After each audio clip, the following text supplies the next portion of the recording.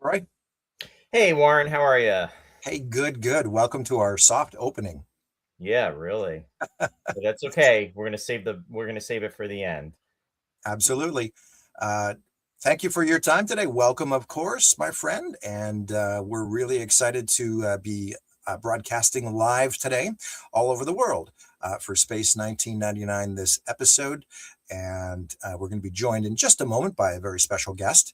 To start off with, though, Roy, I just wanted to, we're going to have a little fun this episode. So, for everybody out there and in the interwebs and the lands of Facebook and beyond to YouTube, we're going to actually be holding a very fun draw throughout this live stream. So it's essentially the draw will be for a copy of the Space 1999 Breakaway 4K, recently released by Anderson Entertainment.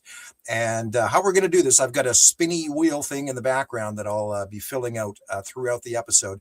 And in order to qualify, this will be open to anybody who hasn't yet purchased either a day pass, a supporting membership, or a 3-day pass for Manchester 1999. So I'll be tracking that throughout the show, and I'll be adding the names to the Wheel of Fun at the end of the episode for their very own copy of Breakaway. Okay. Very cool. Very nice. Yeah, and Awesome. before we get started, since we are broadcasting live, and since we have a lot of people out there, just thought it'd be nice just to welcome the folks out there just before we get started with For everybody, sure. just to give them a shout out. So I see Claudia is out there. Welcome, Claudia. Great to see you out there. And Simon is also joining us. Welcome, Simon. And also, let me see, Online Alpha is out there. Welcome. And also, let me see. That's all of us. Yeah, and then I see Francine is joining us. Welcome, Francine. Martin is out there. Welcome. And David is also out there. Welcome, David. And he's even saying, ready to start talking about the episode I call Space 1339. 39. Hey, and Jeff Rubel is also joining us. Welcome, Jeff. And also May is also out there joining us from Canada, fellow Canadian. That's awesome. Andy Tucker as well, out from Southern California. Welcome, Andy. Lefris is joining us from Greece. Welcome. And I think I covered everybody. Yes. So thanks for that. It's always good just to touch in with all the folks that are joining us live, and for the folks that join us on the rewind, thank you for joining us then as too. We know sometimes with the schedules, it's just really tough to make the live broadcast. So we appreciate your support and joining us, even if it's not live and it's on the recording. So we hope you enjoy everything, and yeah, very excited about this episode. Well said, my friend. Thank you for all of that. And thank you to everybody out there.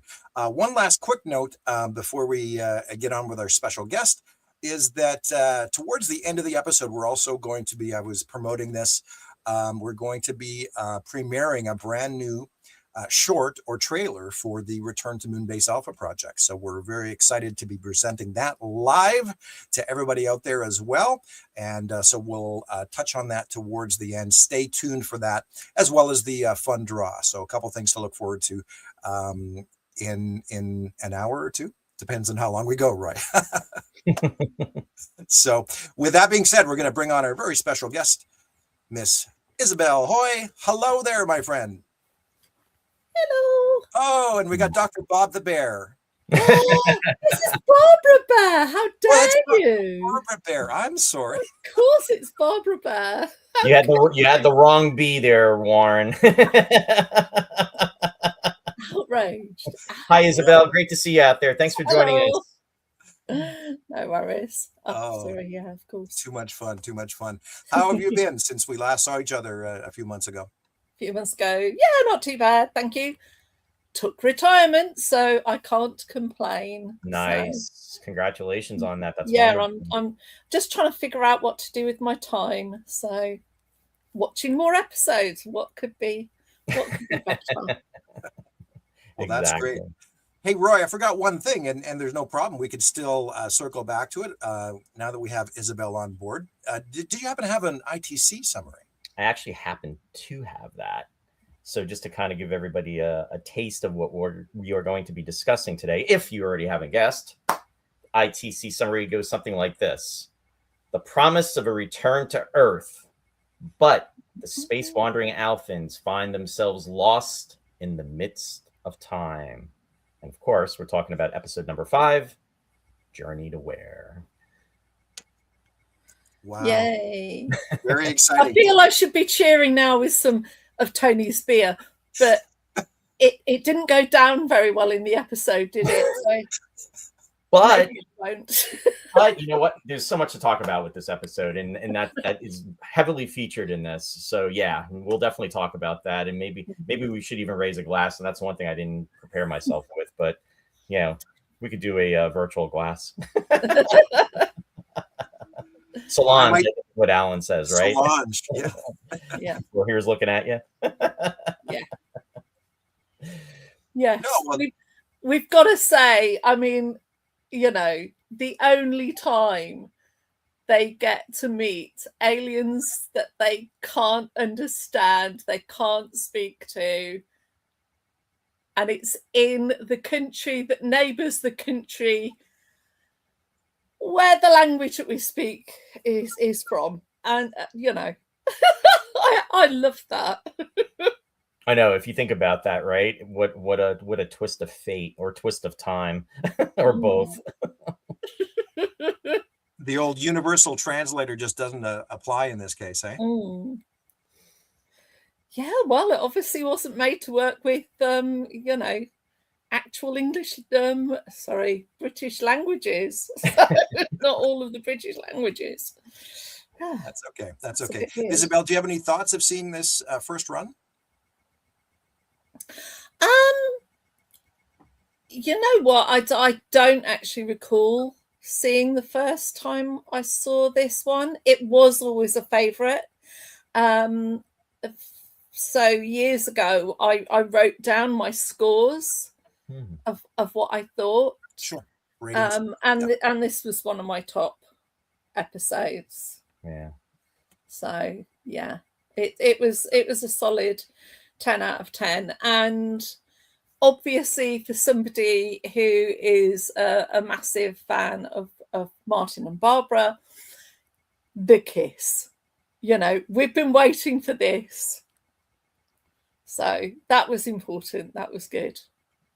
And then they got to kiss, and it's just like, no, that's just it's such a bad screen kiss. So, that was it's kind of weird watching it now, and you've waited for this, and then they kiss, and it's like, what? You can sell it better than that, mate. Oh, what was that all about? I mean, I'll defend them on that level, because she was sick, and he was. I know what you're saying, and I know I think probably in Bringers of Wonder, when he's like, Helena, and then he grabs her and everything, and then they even reuse that shot in Devil's Planet. Devil's Planet, yeah. But that is worse. That is a worse kiss. It has to be said. She would have no front teeth if they're actually really going for it. So it was clearly not a real kiss. But this one's fairly bad. But so they fumbled the kiss. So was this does life? I am jumping around in terms of the timeline of the actual episode. I'm sorry about that.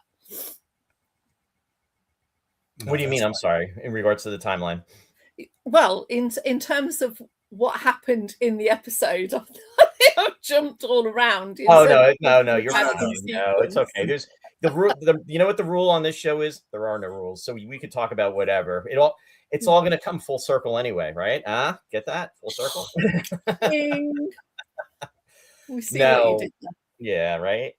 Warren, do you recall the first time you saw this episode? So this was there again. I was pretty young, and my recollections of year 2 come into focus more in the 1980s during a rerun on the CBC. I have snippets that I recall first run, and one, of course, is the fantastic Texas City structures. megastructures. Those really stuck with me. I thought they were an incredible design. I will say that, interestingly enough, upon one of my earliest memories of viewing this, before I had seen the entire episode throughout, with the build up and the communication back and forth between Moonbase Alpha and Texas City, I had it in the back of my mind that the people on Texas City were actually the bad guys, and that they were sort of out to trick the Elfins in some way. Interesting. Which of course didn't play out, but that was one of my first thoughts watching the episode, is that they were up to some nefarious scheme of some kind. But no, that's kind of interesting. I've never actually heard anybody say that. So that's interesting, and obviously they kind of went with that with the plot, because Koenig was suspicious of that too. Yeah.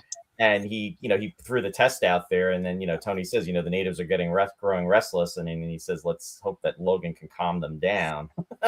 So that was a little bit of it, because they did play on that a little bit. You're right, Roy. Yeah.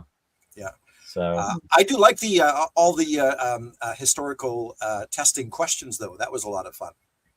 Yeah.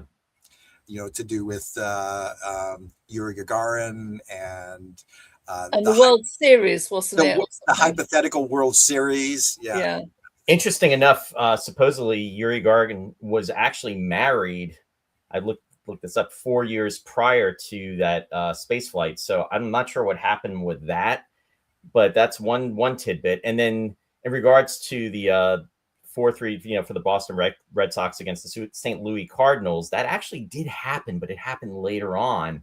But my team actually won the 1998 World Series, which was the New York Yankees against San Diego Padres. So I was kind of excited, about that.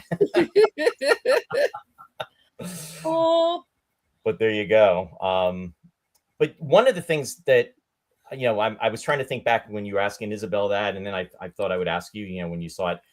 I mean, I don't have a clear recollection of when I saw this for the first time myself. I know it was in 76, 77, probably 77. I don't think I saw it the first run. I caught it in the reruns, if my recollection is clear, because we used to go to my grandparents on Sundays when this was being shown originally in when they premiered year 2. And then what they did was on Channel 11 later on, they switched it to Saturdays, but it was maybe a couple months later. So by the time we would get back home, it was like 7:45, 10 to 8.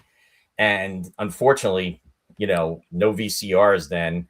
And they weren't, showing the episodes, rerunning them until it went through the whole cycle. But this has always been a favorite of mine. And like Isobel was saying, it's so cool to see them all together. Koenig, Helena, and Alan, the three of them. It's a great Nick episode. Yeah, I've always, been a Nick fan, an Alan Carter fan as well. So it was great to see the three of them. It kind of almost reminded me of, and I was thinking of this before we did the broadcast, it would have been kind of cool if Bergman was a part of this, because it would have almost been like with Ultima Thule, Death's Other Dominion, where it was the four of them. Only in this episode, it's the three of them that are together. And it's just kind of a crossover that just occurred to me in my mind. And think about it, with Victor in the past. I mean, as far as, all the history and everything, how cool that would have been. Just kind of like a what if. But one thing was, I thought it was really sad that everything on Earth had been devastated. Granted, they had the Metrodomes. But one of the lines that kind of made me really sad was when they said, who needs nature? And it was just kind of really sad that, Earth had been devastated, but it's almost like a reminder of the direction this planet can go in if we're not careful. So it was a bit of foreshadowing. There's an environmental message there for sure. Yeah. Absolutely. And we find out later who needs nature when we watch Sound Spectre, and we realize it's us. We need nature, don't we? Absolutely. So, reflecting back on right at the end of the series, if you like. But that's another favorite episode of mine, by the way, Isobel. I love Sound Spectre. I just wish it was a longer episode. That to me should have been the 2-parter, but that's a discussion for another day. I think that episode lost me at the total concentration, and I couldn't take it seriously. And yeah, it's taken me a while to. It's not like a Lambda Factor where it's gone right up in my estimation. That wasn't one of my favorites, and now it's sort of going up in my estimation. But maybe I need to give that one another go. That happens a lot. I like Devil's Planet. I used to load that episode, and I would be like, oh. But even with that episode, there was like a message in regards to tyranny and one person and the whole gambit. Again, we'll talk about that in future time. But it's amazing how episodes that maybe you watched at one point. And then, as the years have gone on, you kind of have a different perspective. Yeah. The Infernal Machine, talking about that, with Gwen, I used to loathe that episode, but I have such an appreciation for it as an adult now. But David just commented, he said the Who Needs Nature was typical of the dystopian future stories of the early 70s. No, you're absolutely right, David. It's so true. I mean, it was doom and gloom and, the direction of humanity and just, there was a lot of that. So great point. Damnation Alley came out the very next year. Yes. Love that movie. Jan Michael Vincent, George Papard. Yeah. Great movie. So what I'd like to know, having recently watched the episode, you watched it again last night, is why is all team sport going to be banned later on this year? I know, 2026. That's, I know, right? Yeah. Forgot about that. Yeah. Yeah. Kind of crazy. Yeah, they never go into the reason for that. And what's interesting? I didn't catch that it was banned until just recently watching it. I thought it would. I forget what the term is that I thought Logan says, but I didn't think it was banned. I thought it was just stopped. But he uses the word banned, and it's like, why? To your point about that, Isobel, what happened? I mean, that could be a story in itself as far as the direction of things going on.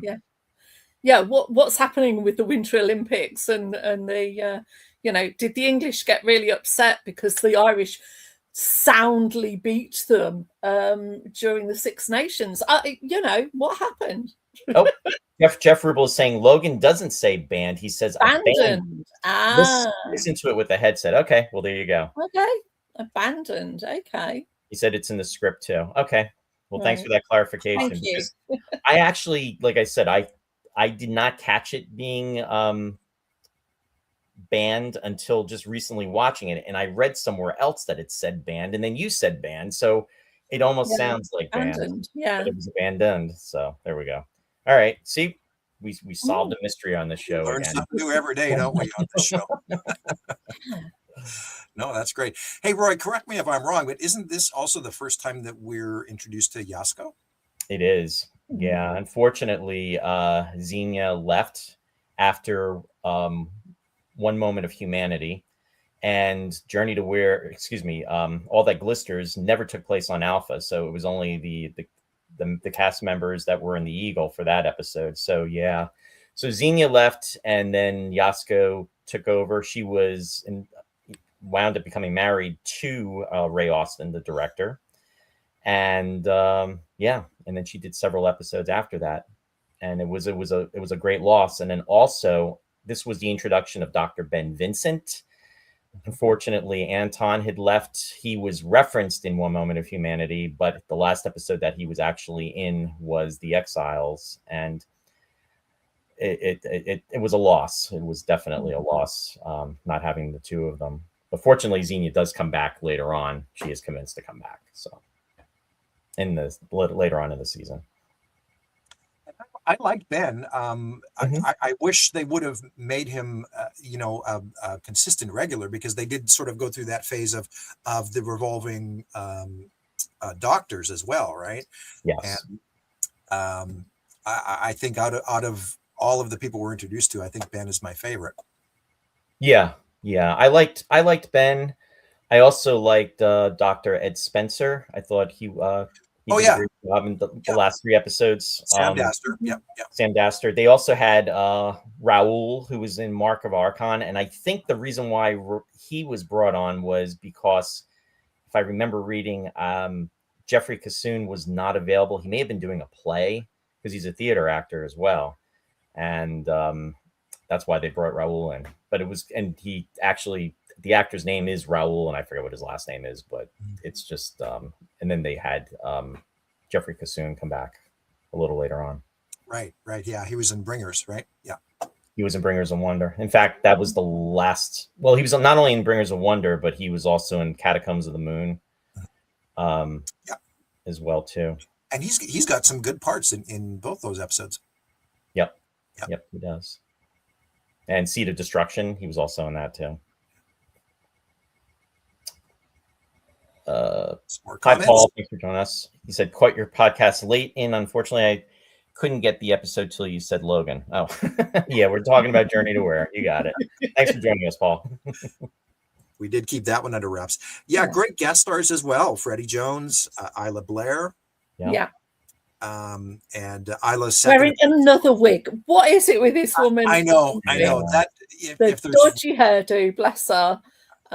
She's so lovely, but the wig is kind of off-putting even to this day for myself. It's just I can't get past that, unfortunately.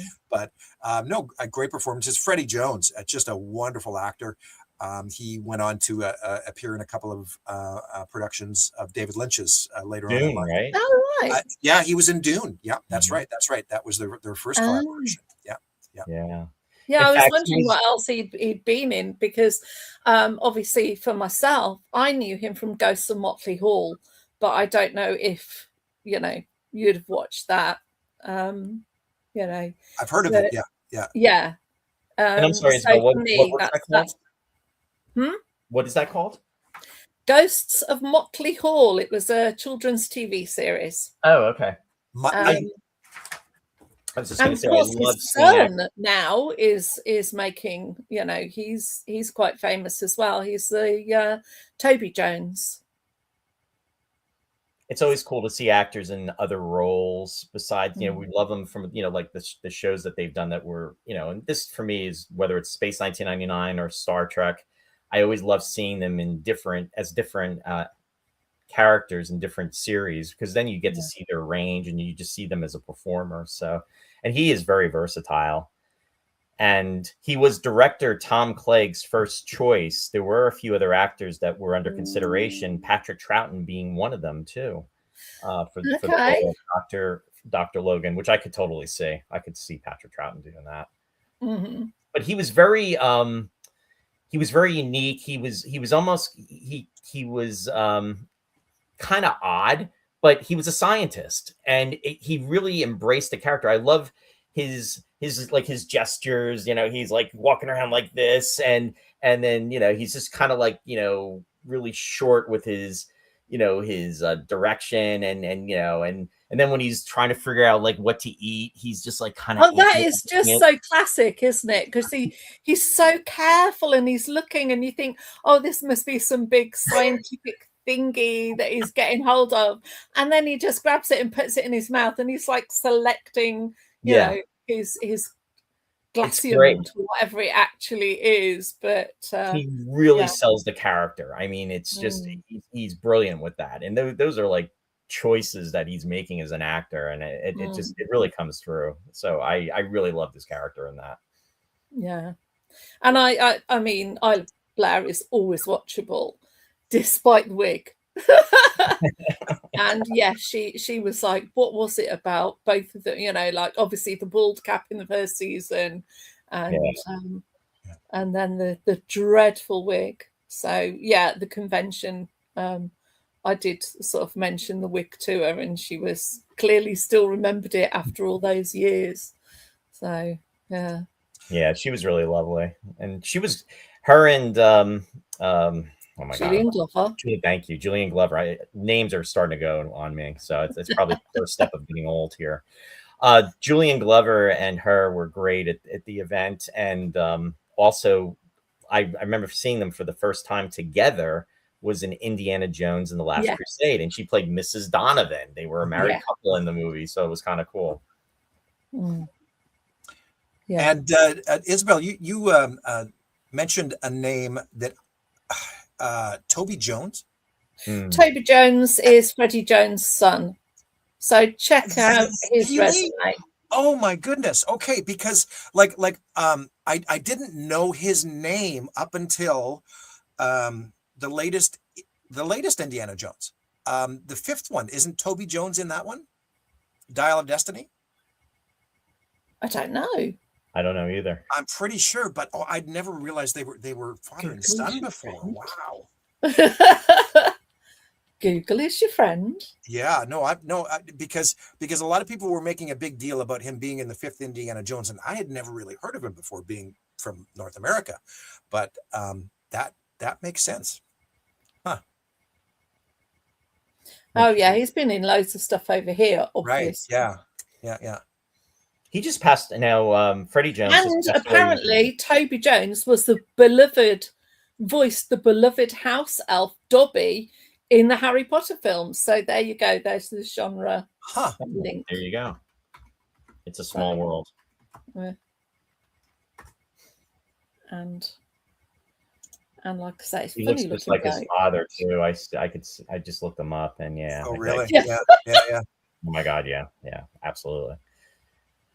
But in reference to the director, though, Tom Clegg, this was his first installment of directing, and he also directed. We were talking about the Bringers of Wonder parts 1 and 2. He directed that, and he also directed Devil's Planet. And the episode was written by Donald James, and this was his second installment for the series. The other episode that he wrote was the Exiles, and he was a writer for the Avengers, the Champions, the Saint, Jason King and the Adventurers, and UFO, as well as the Protectors too. Martin's saying Toby Jones was also in Doctor Who. Doctor Who. Yeah. Mm. There we go. New Doctor Who or the original? But I'm sure it'll be the new one. Isobel, you were talking when we were talking off stage, brought up a great point about Tony's beer. Now, we had heard a lot about, before this season, year 2 actually came through. Freddie Freiberger was talking about differences, changes that he'd made, and then also talking about some of the elements that he had added to the, with the characterization. And Tony Anholt's character, Tony Vidachi, being like the resident beer maker. And this is the first episode that we're introduced to that. Yeah. And it's kind of a fun characterization that's taken place, and we get to see the whole setup and everything. And between Tony and Maya is very, very cute too. Yes, where she turns into is it Dr. Jekyll or Mr. Hyde, whichever. Oh, Mr. Hyde, yeah. I've mentioned this one. I really like that scene because it's in my mind a really smart use of Maya's transformation abilities, right? As opposed to the sort of overtop instances, throughout year 2 where it's good that she understands literary references that we would get as well. She's learning our culture. Brain the size of a planet, so she's learned our culture. And I think it goes really beautifully from the scene where she's playing with him. She's really playful, and she's flirting with him. And then he says, oh, come on, we're going to celebrate being on Earth. And then you see her face. Yep. And it's like, you just realize that's made her alien, and he just totally doesn't sort of get. But to your point, it's just this lovely little moment, isn't it, for her? Mm-hmm, mm-hmm. And to your point, Isabel, it's like the reality of the situation really hits her. But then he says to her, "Don't just stand there. Come on." He's including her. He wants her to be a part of it, and then she gets this big smile on her face, and she feels, it like reconnects them.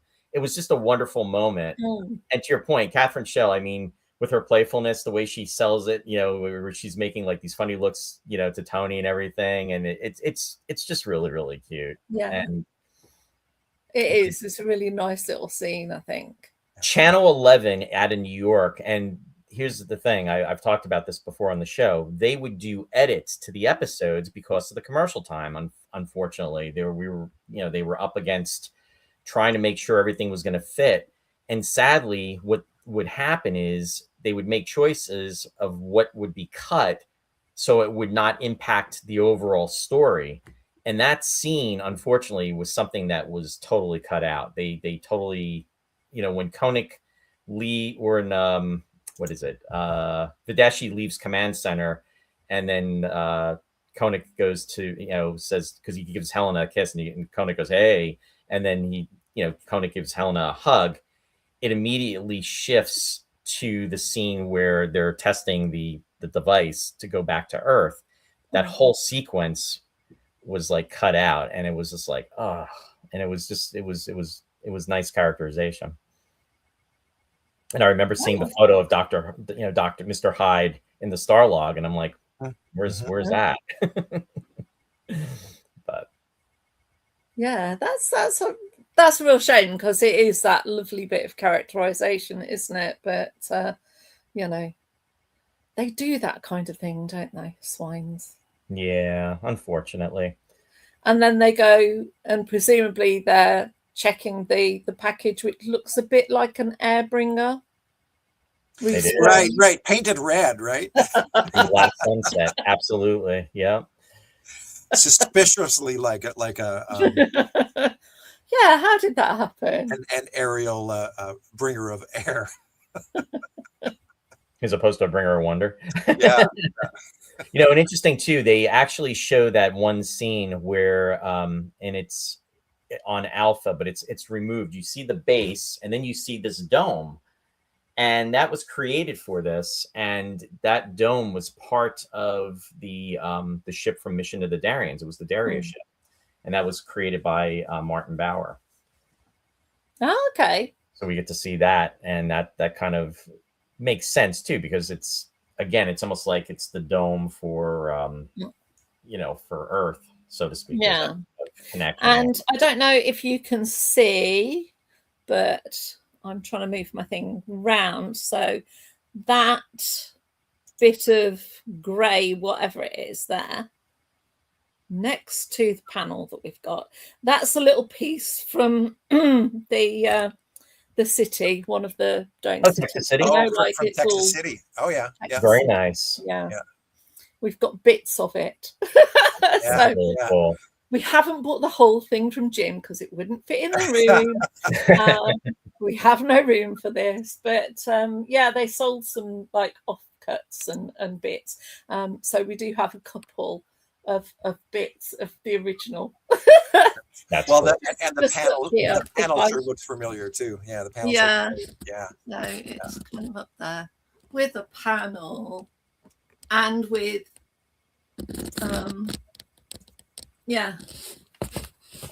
anyway. There you go. Very cool. So, thanks for sharing that. And an eagle, which has been signed by Brian Johnson, because you would, wouldn't you? Oh, absolutely. You can't go wrong with that. You got quite a few moon buggies there. Yeah, we got all sorts of bits of tut. Yeah. Few bits of the collection. Just a few eagles. Wow, look at all the dinky eagles. Yeah. And you've got a helmet too. Nice. Oh yeah, we've got one of the Anderson. The 1612. Yeah. Helmets. Obviously, it's a Dr. Russell one. So all sorts of bits and bobs, and some of the novelizations there and stuff, and videos. Like, who watches videos? But can you throw them away? You can't throw them away. No, I know. No. I remember the Columbia House is coming out, and I was so excited, but I was so upset at the same time because they were in no type of order, and they were split. But it was just like, you know what? At least the quality was good. Yeah. And they were complete too. Hey, Stephen Reeder's out there. Stephen, welcome. And he said he's got a few bits of Texas City as well too. bits and bobs and green. Yeah. And he said, nice collection, Isobel. Hey, the one thing, while Stephen's out there, I'll just say something here to Isobel and Stephen, that take very good care of those panels. And because there might be a very, very special, important reason to be potentially bringing them along to Manchester this year if you guys are planning on coming. So just stay tuned for that. And Isobel, are you fairly close? Like, where do you guys live again? So I live in North Shropshire, so it's about an hour and a half drive away from central Manchester. Wow, you're right there. Yeah, there's something we're working on behind the scenes in regards to those original panels that I think will be very, very exciting for the fans.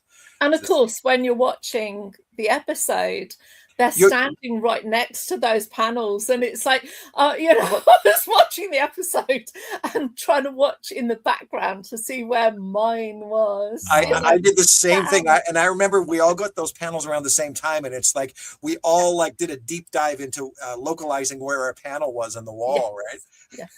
Yeah. And ours has been restored by Simon Rhodes. Yeah. And he's taken off the electronics that were put on by the Blackpool exhibition.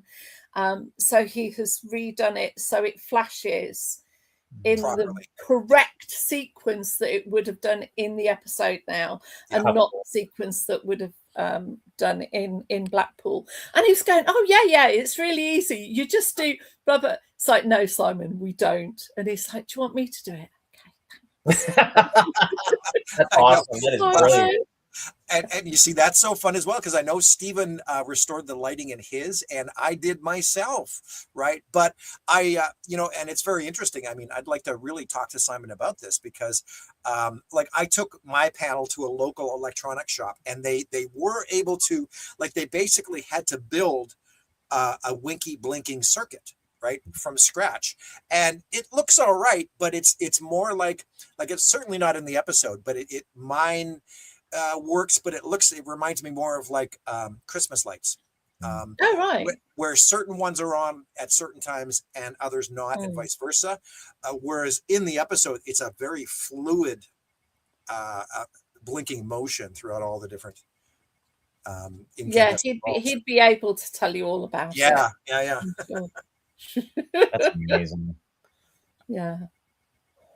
Just really quick as well, for anybody out there, we're halfway through the episode here today, and just as a reminder, at the end of the episode, we're going to draw for a copy of Breakaway 4K, which is actually region free, for anybody who happens to, in the next hour or so, pick up their Manchester subscription. It could be a day pass, it might be a supporting membership, or a full 3-day pass for Manchester. If you haven't picked it up yet, take advantage, and we'll draw for this by the end of the episode. Okay.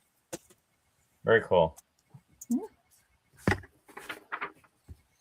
Awesome. So what else do we need to say about Journey to Where? Well, you know what? I was just going to mention the fact that this is another example of shooting on location, and of course in the famous Black Park that we've all been to. Some beautiful locales and locations there.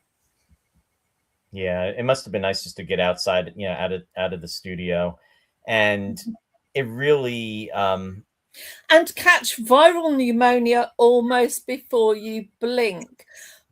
Who off? That happened so quickly too, because it was very that was probably my only thing.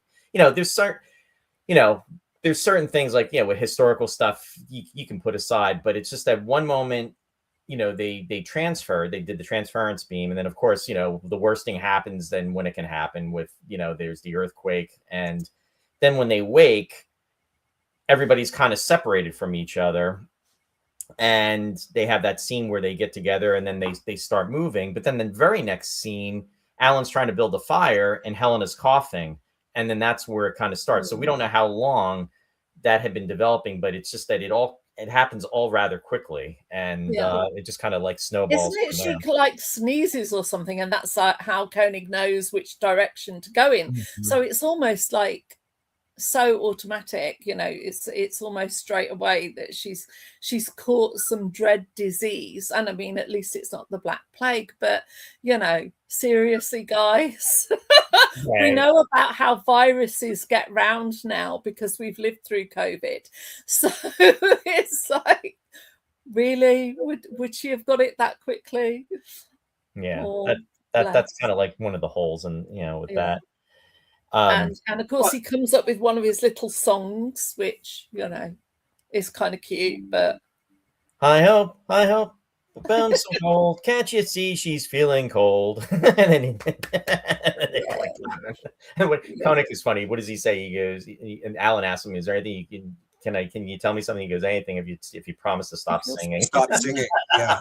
Yeah. But Nick actually, again, Alan Carter, he did that it was kind of the characterization. You remember he was singing in Death's Other Dominion again when he was trying to keep warm and he's, going. Yeah, but that was a real song. So yeah, that's true. But yeah, it was good. But then, yeah, it's kind of cute. I recall as well, sorry, Isobel, but just in regards to Nick Tate and Roy, you'll appreciate this because I'm going to reference Starlog again, but I recall an interview with him very early on, like virtually after this episode had shot, where he had already claimed that it's one of his favorite episodes of year 2 already. Yeah. Because it did feature his character so nicely, and yeah, it was a really good part for Nick. And we get to see again, he's kind of that heroic slant to him, because he's sort of like, do you want to go down there? Do you want to potentially get lost forever? Yes. And then he steps forward as one of the people. Right. That and it was interesting because both him and Tony did, at the same time, and Alan is interacting with Lawrence Harrington's character, who goes nameless. I guess his name was Stewart in the Dorcons. Dorcons, yeah. But he doesn't have a name reference in this. When he said, why should they go first? And then Alan says, "Do you want to take the risk?" Yeah. And then and then steps forward himself. And then he steps up. Yeah. Typical Alan Carter, right? Yeah. But it's another little nice moment, isn't it, for him? And it does show his character in a good light, so you can see absolutely why he would enjoy this. Plus, he gets to get in a bit of a fight with a guy, when they're sort of, and Claymore versus bit of stick, all that sort of thing. It was looking kind of grim, and then Koenig does that, that jump and takes him down. Oh, the wig! Yeah, it's fantastic, isn't it? You'd think by that many years in the future, they'd be able to invent something a bit better looking. So now this is with that photo. This is also another good reference point. This is, I know what you're going to say, Roy. Yeah, the only time we see Koenig, at least in an episode. I mean, there's some behind the scenes shots that we've seen, like in rehearsals, where he does not have a jacket on, and that's because she's got it on, right? But it's cool to see that we get to actually see the difference in this year 2. It's so cool to see the colored sleeve. That was so iconic in year 1. It really was. Yeah. But I had read that Martin Landau, I guess he was very happy with the year 1 uniform, and I guess they did some alterations with this that are different, and in that photo especially, because the blacks on his right arm doesn't go all the way up the shoulder. Yeah, it stops, and that's the difference. Yeah. And listen, I'm going to spin this opportunity again to advocate for the vest in Metamorph, because it allowed you to see the sleeve color, and that's one thing that was, and thinking about it now, let me posit this for a moment, right? I mean, if they were going to use jackets then, and nobody liked the vest, right? Why didn't they come up with a jacket with a colored sleeve then? That matched the uniform underneath. Yeah, that's a good point. Just saying. Yeah. No, it's because some of them do have flashes on, don't they? Sort of different color. So yeah. You mean in regards to the jackets? Yeah, don't they have little? They could have put something on there, couldn't they? They could have. And see, the other thing that always bothered me is that I always felt there again, if they're going to introduce jackets, that the jacket color should at least match the sleeve underneath. Yeah. And there was just there was no rhyme or reason to it. It's like, as the actors showed up at the studio, they just grabbed a jacket, and that's why you'll see like the dark charcoal versus the black versus the green jackets are like almost interchangeable between Landau, Tony Anholt, and Alan throughout year 2. Yeah, I actually tracked that. That was one of the things, kind of like Isobel. Really? Yeah. So you Martin Landau wore not surprised. He wore a black one. He had a charcoal one, and then he also had a blue one, and it was like a deep navy blue. Those were the three that I came up, and I like the charcoal the best out of the three. But and that's just me personally. But with Alan, he was wearing the red one in the earlier episodes, and then they switched them over to green for the latter episodes. Yeah. I kind of missed his blue jacket that he would wear when he would, they had him in the Metamorph. They had it in One Moment of Humanity, and they also had that in All That Glisters. And then he stopped wearing it after that, like if they were going to a planet or something like that. That would have been kind of, it was kind of cool. Just it's like really. Oh yeah, sorry. No, I was just going to say, just like with Koenig, he was wearing that's what they described it. The color is like a salmon. Mm-hmm. He was wearing that in the all the earlier episodes into the mid-season, and I think the last episode that he wore it in was Space Warp or Matter of Life or Matter of Balance, excuse me. And then after that, he didn't wear it in the later episodes.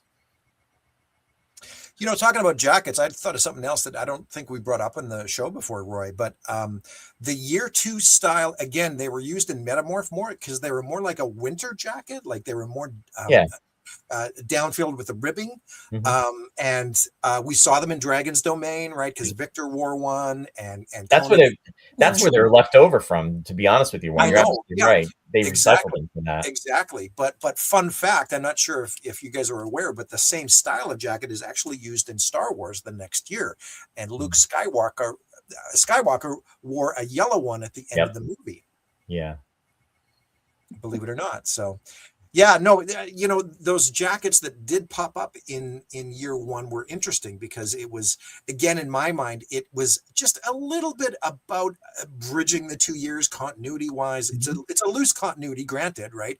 We've talked about this with losing so many characters, but how fun it was to see Alan and Xenia return to sort of bridge that gap a little bit. But the jackets sort of serve that same purpose in a lesser way, if you will, as well. Yeah, and to your point about Xenia, she wore a yellow one in One Moment of Humanity. That's right. I forgot about that. Yeah. Yeah. Huh. Which would have matched. That's right. Yeah. So it could be done. Yeah. Nick commented, hey, Nick, thanks for joining us. Great to see you out there as well. Great to see everybody out there. He said, be cool if the jackets match the colors on the uniform, like you were saying. Yes. Yes. Yeah, I never actually thought about that. That's a great point, though. Martin Landau supposedly really despised the Metamorph jacket, and I think there's a story, I don't know if it's true or not, but maybe it's a fan legend, but supposedly he took it and he threw it out to a fan, and I don't know, maybe they had two of them, because I think Andrea Frampton has the one that we saw in London, but maybe there was another one that was given away to a fan, so probably they had more than one. They probably had at least two just to be safe, but it didn't go over very well. One of his later jackets definitely went to a fan, but that was Pat Jenkins, so that would have been much later when she and Robin Hill and Carol Abs went. She was given one of the jackets, and it was sort of almost like a greenish, like grey one.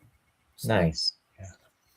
Yeah, those photos are priceless too, seeing Robin Hill and them, visiting the set. And it just goes to show you too how friendly they were with the fans, even at that time. I mean, granted, it was a different time where, being able to visit sets. We've seen photographs like behind the scenes, like with Star Trek. Of course, I got to reference Star Trek, but even Lost in Space used to get visitors to the sets. So it's kind of nice that that kind of warmth was extended to different folks on the Space 1999 set back when they were filming as well.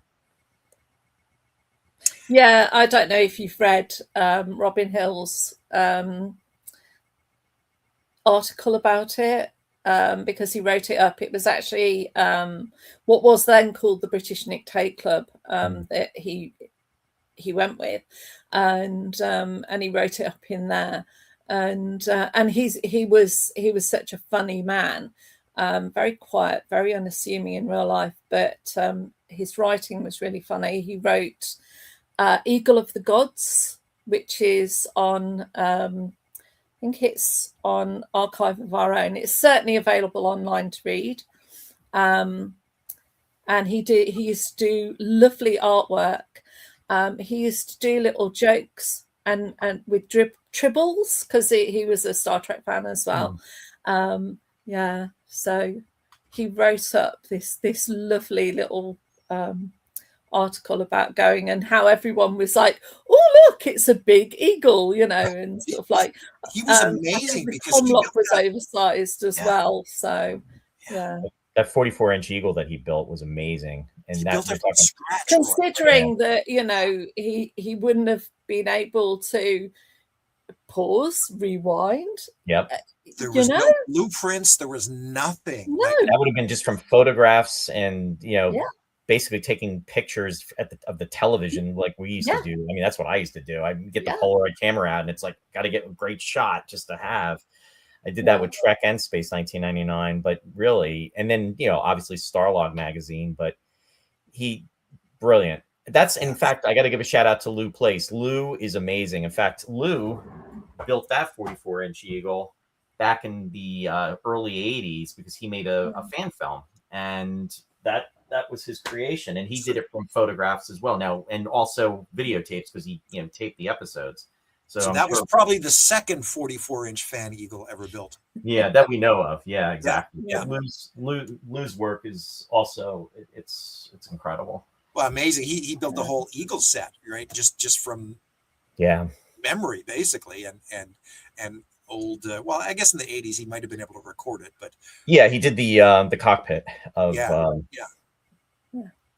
Sadly, it no longer exists. Lots of fun. But what a tour, because I remember the Robin Hill photos, and not only did they visit the sets, they went to Bray.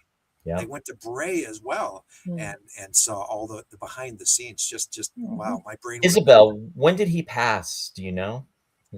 I'm not sure. It's a shame. It was many years ago. That's what I thought. I don't know.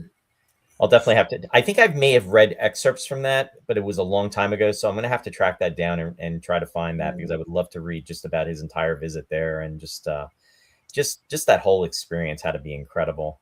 I suspect, just from seeing the different photos and, you know, what the cast are wearing, I'm thinking it was probably during the time of the filming of the Seance Spectre, is my guess. But again, it's just a guess. Yeah, I'm not sure. It's late on, but later year too. Yeah. Or 1976, I should say. Stephen is joining us. Welcome, Stephen. He said, I thought the season 2 costumes were ugly. Season 1 was stylish and the costumes were sexy. And then he said, in fact, season 2, okay. Well, he said, in fact, season 2, we got to be fair and read everybody's comments. He said, in fact, season 2 wasn't very good. I think possibly because too much time has passed between the end of season 1 and the start of season 2. The stories were diabolical and the monsters were unbelievable and plastic looking. You know, Stephen, no. And there's so many comments and commentary about, you know, season 1 versus season 2. And, you know, we understand, you know, fans feel different ways about it, and we respect everyone's opinions in regards to that.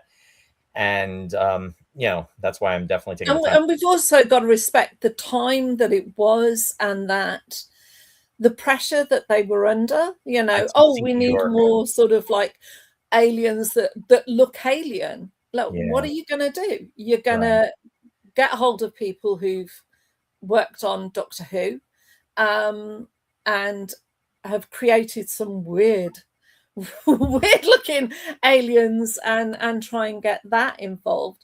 And then, of course, as soon as that happened and they started seeing the episodes, then they were moaning about it and asking them to change back. And it's like, well, you know, there was so much back and forth. And here's the thing, at the end of the day, we were very fortunate to have a season 2, because if a lot of those changes did not take place from season 1, there would not have been a season 2. And it's something that we're very fortunate to have. And to your point, Isobel, they were being rushed. I mean, it was a 12-month plan to get that done, whereas with year 1, they were going at a slower pace. They did it in 15 months, 16 months. And also that was the reason why they had to double up on some of the episodes. We haven't gotten to the double ups yet. We're going to be coming up on that when we discuss the rules of Luton and the Mark of Arcanon. But there was a lot of pressure coming from ITC New York. And it's just that, again, changes had not been made, there would have been no year 2 for Space 1999. So as we like to say on this show, I mean, we, you know, everybody's welcome to their opinions, and there's there are lots of fun episodes, and I think as well some of the time, because bloody year 2, and I mean, you know, I've slagged year 2, but I've watched year 1 because I like it more. I watch it more often. So coming to year 2 episodes, there's something a little bit more fresh about them because I've forgotten them. And so I revisited things like the Lambda Factor, for example, and found out I actually quite enjoyed it more than I thought I did. So I think, you know, there's that as well when, you know, you give it another go and you just like, some of it is painful. And I would argue that the Tony's beer being one of them, sorry. You know, yeah, it's kind of cute, but on the other hand, it's, you know, why? Just why? And just like with anything, and this is something, you know, I've talked to Warren about too, and like off screen, and I just want to bring this up because I think that the door, you know, kind of Pandora's box was open this with, you know, some of the commentary that we're talking about right now. There are going to be episodes that, whether it be year 1 or year 2, and we've, you know, talked about it in year 1 already, but in year 2 that we're not going to like. It's just like it's just the reality. It is not year 2 bashing.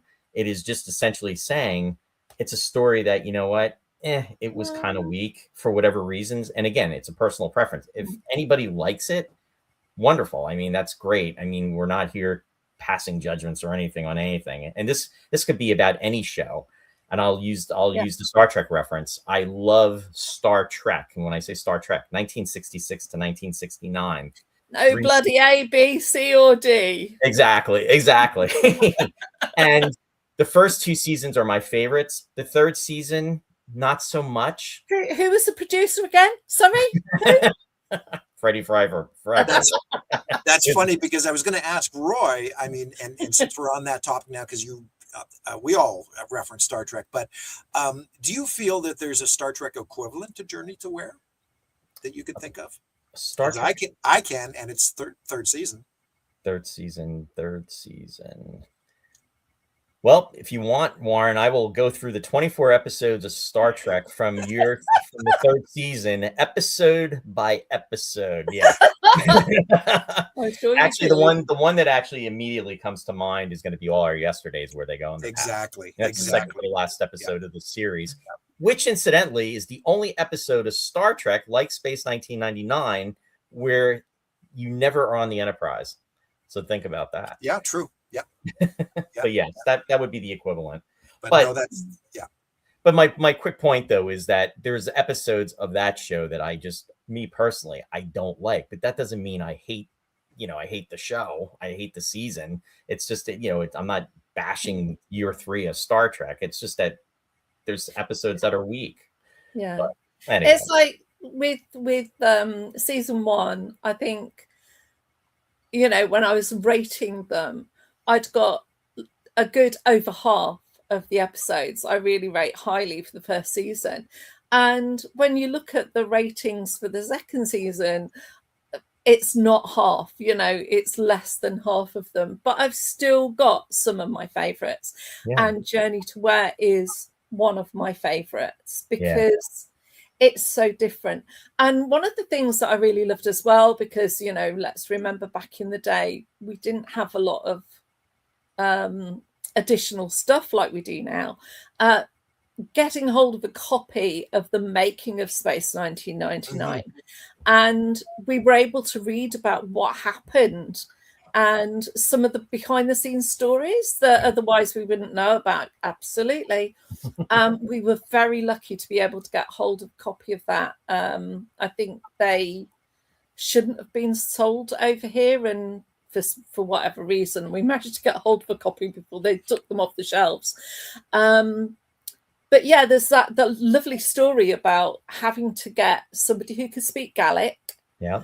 And yeah, we want them to be eating something where you might as well just roast a pig, because you want them to look like they're eating that they might as well eat it. It's probably cheaper to get a real one than try to recreate one. But yeah, those sort of like behind the scenes stories I really enjoyed reading about. I was so excited, and I think I've told this story before, to get this book. It was in 1977, and we would go down to visit my grandparents in Florida. And what happened was we were on the way back, and we stopped at a Days Inn hotel, and the air conditioning, we got it to the room, and it was probably like 100 degrees out. It was in the summer, and the air conditioning in the room didn't work. And I remember we had to leave and go to another, try to get another room or go somewhere else. And they didn't have any other rooms. So my dad, we were lugging stuff down. And while we were waiting, my mom and I were in the gift shop, and on this like hanger, that spins around. My other one is the original is shot, but this book was there. And I was like, oh my God, and it was like, and then, it was like, what, $2 with Valentine books, $1.95, and I said, please. And, my mom got it for me. And I was like glued to that book, and I was like, oh my God, this is incredible. And they had the episode guide. And then I think the episodes only went, like, they did the table. They don't know all the way.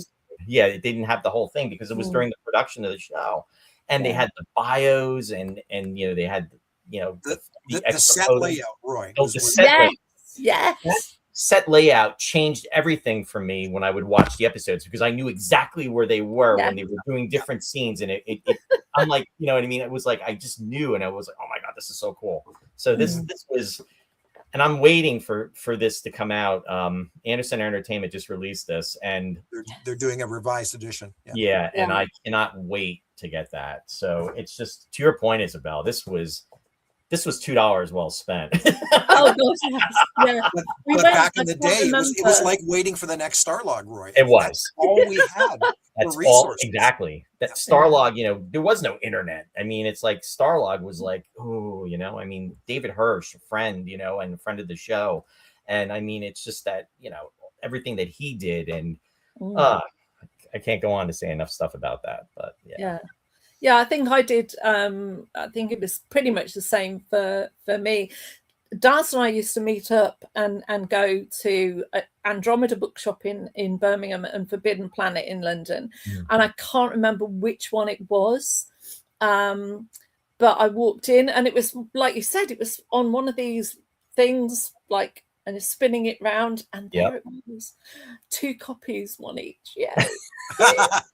and the pages on mine were falling out. I think we gave it to Katie, so we've still got one, and one's gone to Katie now.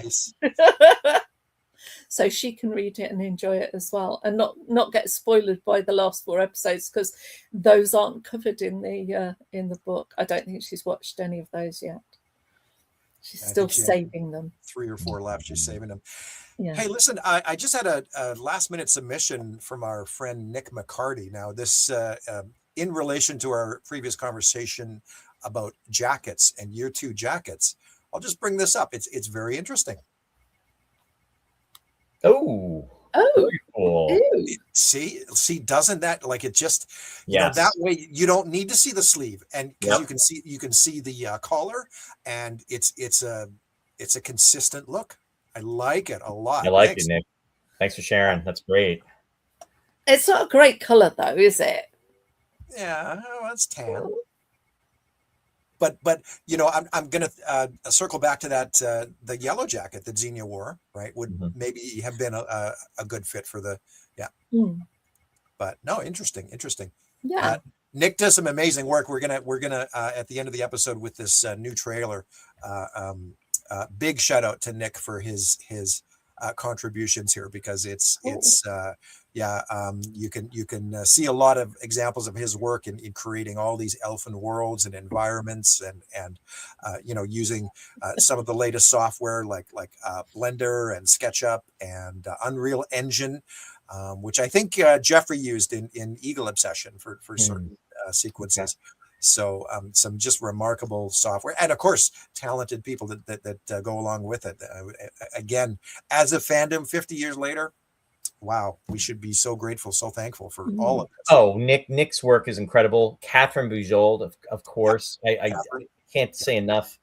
I mean, it's such a talent, and it's so wonderful to see it expressed through what you've shared with us. And yeah, thank you, Nick. I know you're out there, and Catherine, when you watch the rewind, thank you. I mean, and for all the other folks out there, but both of you, it's just incredible. I can't say enough. Yeah, I love it. It's one of Catherine's. I actually have a T-shirt which I've worn. I wear all the time. You know, the convention events, and it's time for me to get a new shirt because they're Have you got one as well? Isobel, that's so funny because actually just this week, my sister Heather gave me this pillow. Oh, wow. Yay. Just went into the black sun almost. Yeah. I think Heather's out there today. Thanks for joining us. Yeah, she said hi. So lovely. Yes, Jeff. I was going to mention those. We got to see those silver jackets that they had introduced in the Black Sun, and then we also see them in Testament of Arcadia. They were really cool too. Yeah, I like those, but clearly those aren't great as a fit on Barbara Bain because she has the zips with the hip. Because of her hips, she's all under the zips on them. Because even Professor Bergman puts it around her. She doesn't put it on. Yeah. But didn't Barbara also have a very special tunic manufactured for year 2? Did she not? She did, where the zipper was in the back. Yeah. There's no zipper on the side. The sleeve. The sleeve, because I think, if I remember correctly, it was uncomfortable for her, so they did that for year 2. And didn't she have silk sleeves as well? Oh, she might have. They wouldn't have worked with the zipper if it had been silk, would it? Oh, really? Okay. I didn't know that. I think so. And Martin's pants did not have the zipper on the side either. Believe it or not, you know how the zippers are on all the pants. His does not. If you look, that was the other difference. Yeah. Yeah, I mean, if you're standing next to a radiator, it get hot. Oh yeah. You know, wouldn't necessarily be a good thing, would it? So you can see why. So both Landau and Bain sort of bucked the whole Rudy Gernreich design. Yeah, that was just modified. Yeah. Well, and nobody would notice. Let's be realistic, right? Yeah. What's your name? Fred Freiberger. Nobody will notice. Did he have pockets in his trousers? Wow. Interesting, Stephen. Interesting. See, we all find this all out here. Yeah. No, there's lots of great comments coming in. Lots of people so following. Yeah. Do we know who's got Martin's trousers? Does Andrew or anyone have those? I don't know. That I don't know. That's a good question. Somebody out there would know that. Yeah. So if Andrew hasn't got, I was going to say if I'm pretty sure Andrew's got a few complete costumes. Yeah, his collection is amazing, and just the way he came about some of that stuff too is amazing. But it's wonderful how he brings everything to the events, and is willing to allow folks to to see everything close up and everything. It's wonderful that all the folks that have allowed the access to the original items. Can't say enough about Andrew, James Winch, also Daryl Simmons, Chris Trice. I mean, and folks I'm not mentioning. I mean, just wonderful, wonderful people. Simon Rhodes, Simon Rhodes, and let's not forget Martin Willey. Martin Willey. Oh yeah, absolutely. Loads. Like I said, there's people I'm going to miss, but definitely. And he had his sort of like tucked away in just like in storage basically for years, and I think he's now transported it to Belgium. So whether he'd be able to bring any over, I don't know. But down through the years, Phil Ray, who was the curator of many yeah. bits and pieces for years and years, and I think it was Phil who actually rescued the David a lot of it Kirk out. the Moonbase Alpha model out of the garbage bin. Incredible. Yeah, essentially out of a skip. Was it after Can you imagine? After the Blackpool exhibition had closed or something, or is that, you know, just legend? It was when Blackpool was that's very closing down, or yeah, the exhibit was coming to an end. You're right. I was meaning to ask you, Isobel, were you able to go to Blackpool when it was on? You were, yeah. It's just another you were there. Amazing experience, right, as a fan to be able to see this exhibit. It was done for a little while, and I think at first there was an escalator that you went up, and it was almost like you were going into the moon base or something like that, and I didn't see it then. I saw it afterwards. I think at first you were greeted by Brian the Brain or something. There was something that didn't work when I saw it, but yeah, Brian Brain was there. There were eagles, there were loads of beautiful photographs, and I tried taking photos of the photos, but of course I got loads of flash, and you know, my photos were crap. But yeah, I went with another fan, and so I sort of like went and stayed with her, and then her dad drove us up to Blackpool for the day so that we could go to the was that right in London? Was that outside? Was that in London or Blackpool? No, it was in Blackpool. Oh, Blackpool. I'm sorry. Blackpool exhibition. Is Blackpool near London is what I should have said. Absolutely not. It's closer to Manchester. It's close to Manchester. And that's one of the things that I've been sort of contemplating, is maybe going to Blackpool, right, to see where the exhibit was. This is where it was years ago. Yeah. Do a drive-by and a wave. Yeah. Isobel, what year was that? What year did that take place? Oh gosh, I met Julie in 1980 when I went to a Star Trek convention in Coventry, and she was dressed as an ensign from Star Trek. I got talking to a really friendly girl, and she introduced me to Eileen and Phil, and that's when I met them, and it would have been May 1980. Oh, wow. Wow, 46 years ago already. Jeez. Yes. God. And I don't, so it wouldn't have been that long after that, I don't think. I think it was that summer or something. That's crazy. That we went. So much time's gone by. Yeah, and at the same con, there was this woman walking around with this jacket, and I was thinking, well, that's a really shoddy remake. No, that was Pat Jenkins, and yes, that was really Martin's actual jacket. And the reason it didn't fit properly was because it was his and not hers. So that's crazy. Amazing. Hey, I just want to mention real quick for anybody out there, we're in the home stretch, I guess, of the episode today, and in regards to the breakaway draw for the 4K, head on over to www.space199950years.com and pick up a subscription to Manchester, and you'll be entered into the draw. I will say that your odds are going to be very, very good. So, just a reminder. It was all off on the fly anyway. I mean, yeah, it's not a big deal, but we'd mentioned Nick McCarty and his work a few moments ago here, folks, and so I did want to also bring up just a graphic that hit the interwebs yesterday, and it's blown up. I can't believe how many views I got on it. Nick actually put this one together as well, and it's going to tie into watching that new trailer here in just a few moments' time. But really, really nice and haunting imagery here for Return to Moonbase Alpha. And Roy, I'm not sure if you've seen this yet or not. He sent it to me yesterday, and so, but it's got over 1,000 interactions already in wow 24 hours. Do you know what it kind of reminds me of? Do you remember the artwork for Space 2099?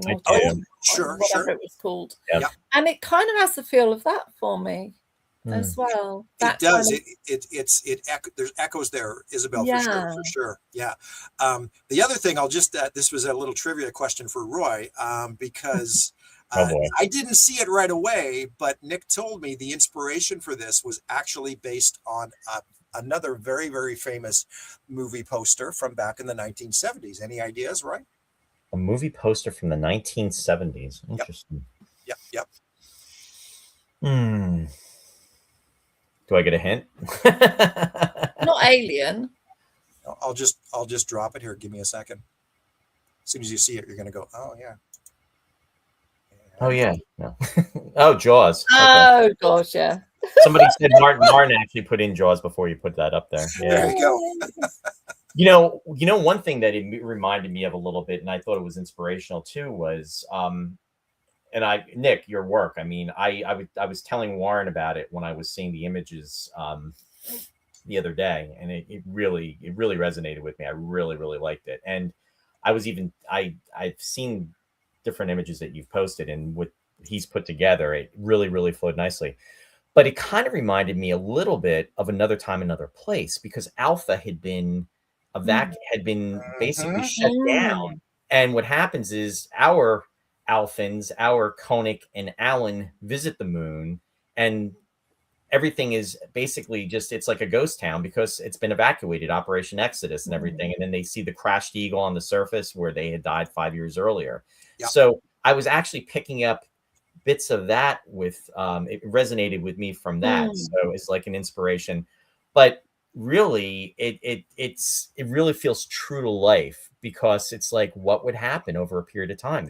Everything has been taken away, moon dust. And it's turned exactly the moon dust, and it's time has marched on, and yeah, it's haunting. Haunting is a really good term for that.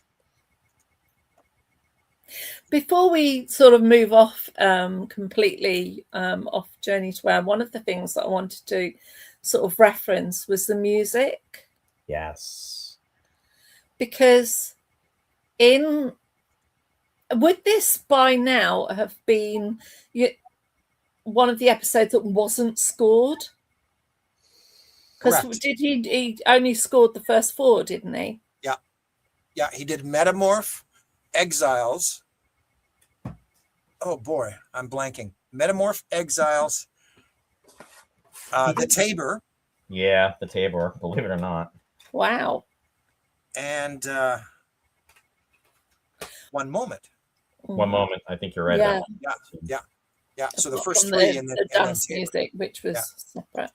But yeah, because one of the things that really struck me watching the episode was when they're sort of like trapped behind the fire. I mean, like, a good 6 feet behind the fire. And which wasn't going to get to them anytime soon. Right. And there's that dramatic music. Yep. And I remember seeing the rescored Seed of Destruction, where they've used the season 1 music. And I just think there's the music that they've got, that sort of like, it doesn't match at all. I mean, it's trying to be sort of like, oh no, and oh, they're in jeopardy, but it's too action oriented for the jeopardy that they're in, which is essentially being trapped and not running around. So yeah, I don't know what your thoughts are on that. Well, that's interesting, because what it reminds me of, Isobel, is you see throughout year 1, you see Barry Gray only scored a handful of episodes as well. But but he had a whole back catalogue. Well, he did.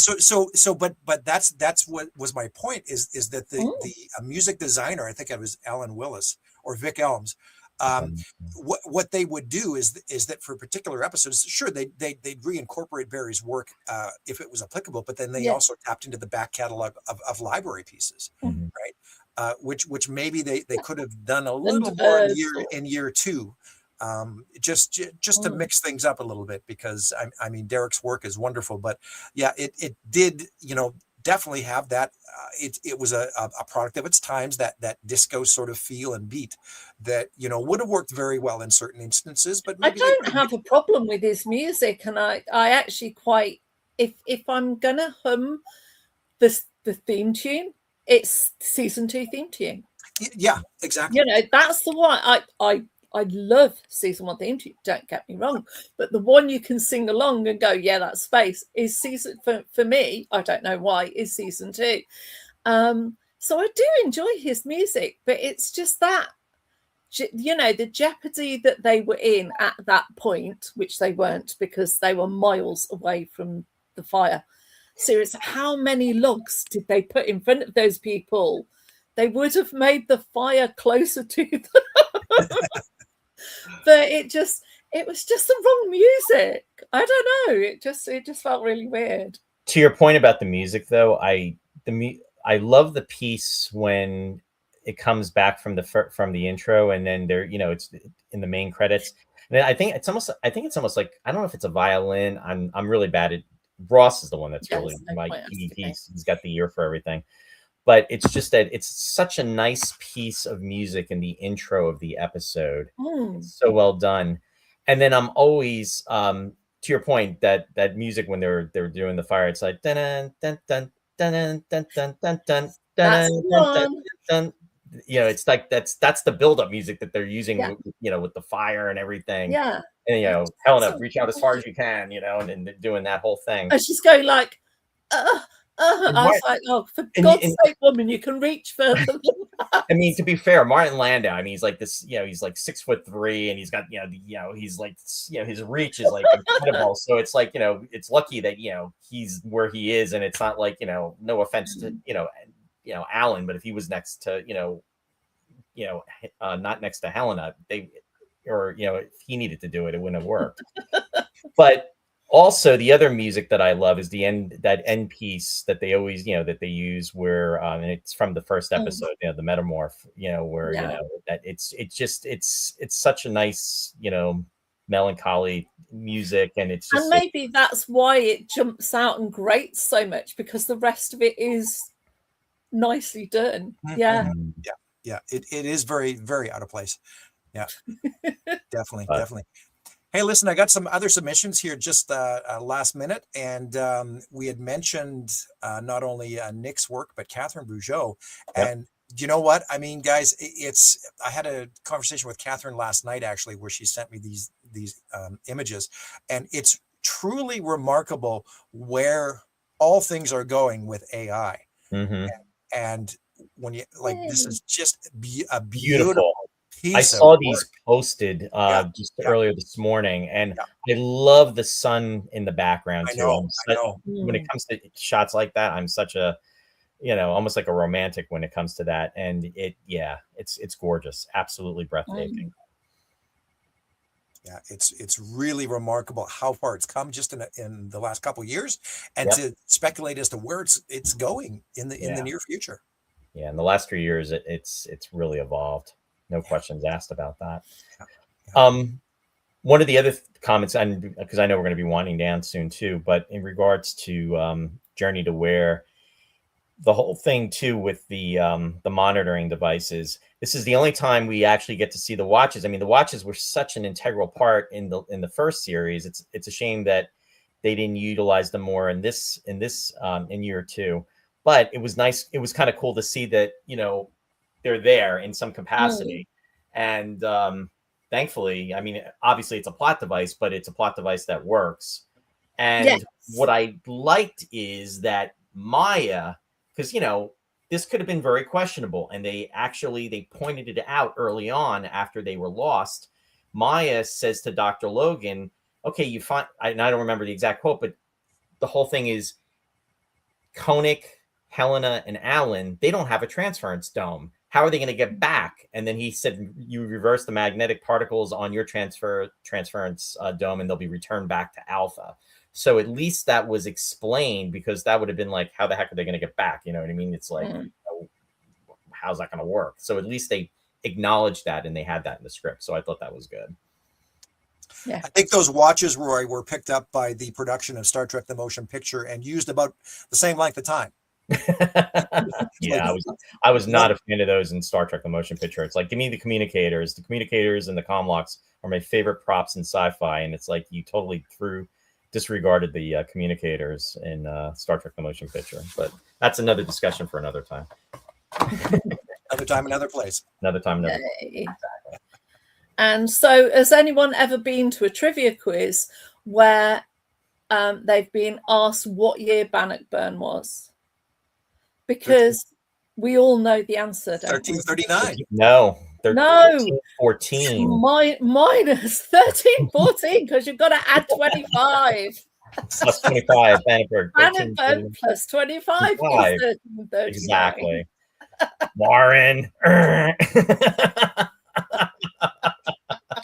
It's funny, but you guys have probably noted right away in a couple of different edits of that first trailer with Anton that we did for Return to Moonbase Alpha, I used Breakaway plus 50.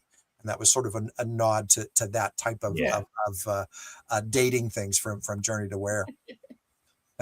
Yay. So. Yeah, Dr. Sam Beckett. Yes. There we go. Right. Yeah. Oh. Gotta love Spock. Scott Bakula is excellent in that role, as he was in Enterprise. We've been rewatching Enterprise, and actually, I'm really enjoying that. But never watched the entire series. Still, I had not either. I actually had only seen what? one. How far have you gotten, Roy? Just since we last spoke about it. For Enterprise, 2/3 the way through season 3. Okay. Okay. All right. And it's really once you get to season 4, I think I've told you this. It really takes off, and it was really unfortunate it was cut short after 4 seasons, because they bring on a new writer and showrunner for season 4, and it is amazing. Yeah, and unfortunately, I did see the last episode, and I know what happens with that, which total letdown. But that's a whole discussion for another time, another place. Hey, Mark. Mark's out there. Welcome, Mark. Great to see you out there. And he said, love those images. And you know what I was going to mention, Mark, earlier when we were talking about all the old exhibits in Blackpool, because Mark has a very interesting story where I think back in the day, he actually met Jerry Anderson at Blackpool. There was a contest or something that he entered, and he ended up winning. He entered the look in. Okay, there we go. Yeah. I'm not bitter. I don't know. You knew exactly what I was talking about. To be honest, but, yeah, I know how that can be. Hilarious, but just so many cool opportunities for everybody over there that obviously weren't offered to us over here in North America, right? Yeah. Yeah, I remember reading about the first Space 1999 convention, and I was doing triple takes. I'm like, what? Ohio? And it said save 1999, and I'm like, wait a minute, is this Space 1999? It's not like Los Angeles. It's not, first off, not England, not Los Angeles. Why not New York? But it's in Ohio of all places. Go figure. But I was 12? Yeah, 78. So it wasn't happening. Dallas, what was your favorite first event over there? Like your fan interaction? Well, maybe it was Blackpool. Isobel, not Dallas. I'm sorry. It's in the other room.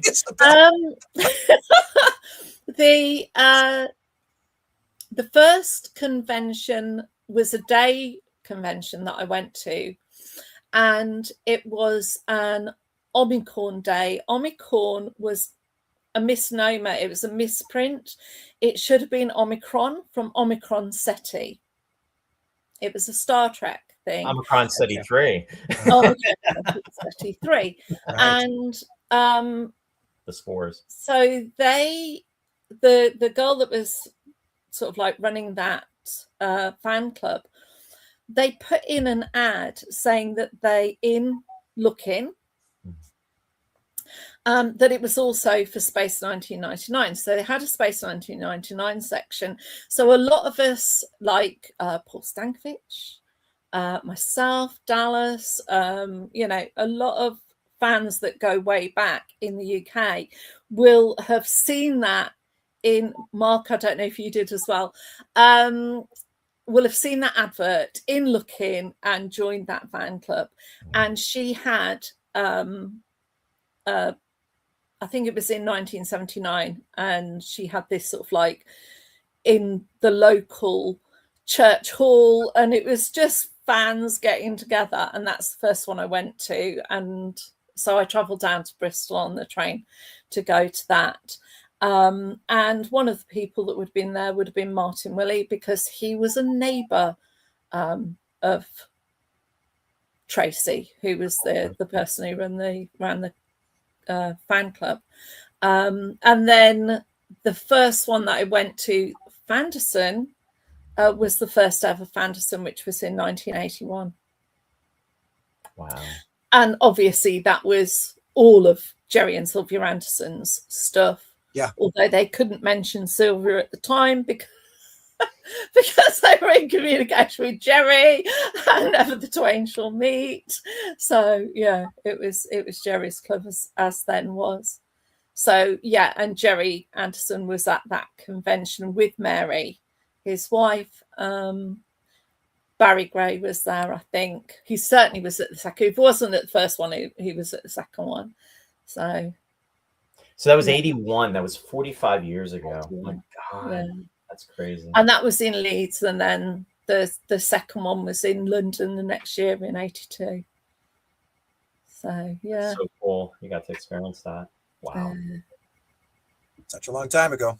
It was a long time ago. Yeah, I mean, like I was saying earlier, I mean, we were all talking about Starlog. I mean, I used to live vicariously through the, just reading what was going on there. And even with that, it was not consistent, because there were times where David didn't have the what was it? It was Jerry Anderson's Space Report. Space Report. It was not, and there were, I'd be going right for that, and then it wasn't in there. I'd be like, it got skipped for whatever reasons. And yeah, I talked to David about that too, and he just said, sometimes Jerry was just tied up, and there wasn't enough material, and it just, it didn't happen. But it was something really to look forward to, though. At least they had something, though, because over here in the UK, we had Starburst, which came out kind of same-ish sort of time, and it didn't have anything about space in it at all. It was really depressing in comparison. No coverage. Well, no, and to your point, Isobel, that actually happened here. I mean, once the show went off the air, if it wasn't for the Space Report, we were pretty much done. And the other magazines just were not talking about 1999. There was nothing in regards to conventions that were going on. I mean, I remember going to a Star Trek convention. It was my first one. It was in New Brunswick, New Jersey. It was in '86. It was like 40 years ago. And they put up a slide to Space 1999, and I went, yeah! And then hardly anybody was like reacting to it. And then I was like, oh boy. It's like, but it was like, hey, you know what? One of my favorite shows. It's like, I know it was a Star Trek convention, but oh well. But there wasn't a lot of stuff going on with it. Martin Landau was supposed to be at a Creation Con in, I think it was 87 or 88 at the Penta Hotel in New York. And I was so excited. And then what happened was he canceled. And I was just like, oh. But you know what? He did the same in 99. My friend that went was absolutely gutted. Lainey was so desperate to meet him, and then he didn't turn up. I know, that was such a disappointment. He almost canceled in 2012 as well. I remember like a couple days before they made an announcement. They didn't think he was going to turn up, and then he did. Yeah.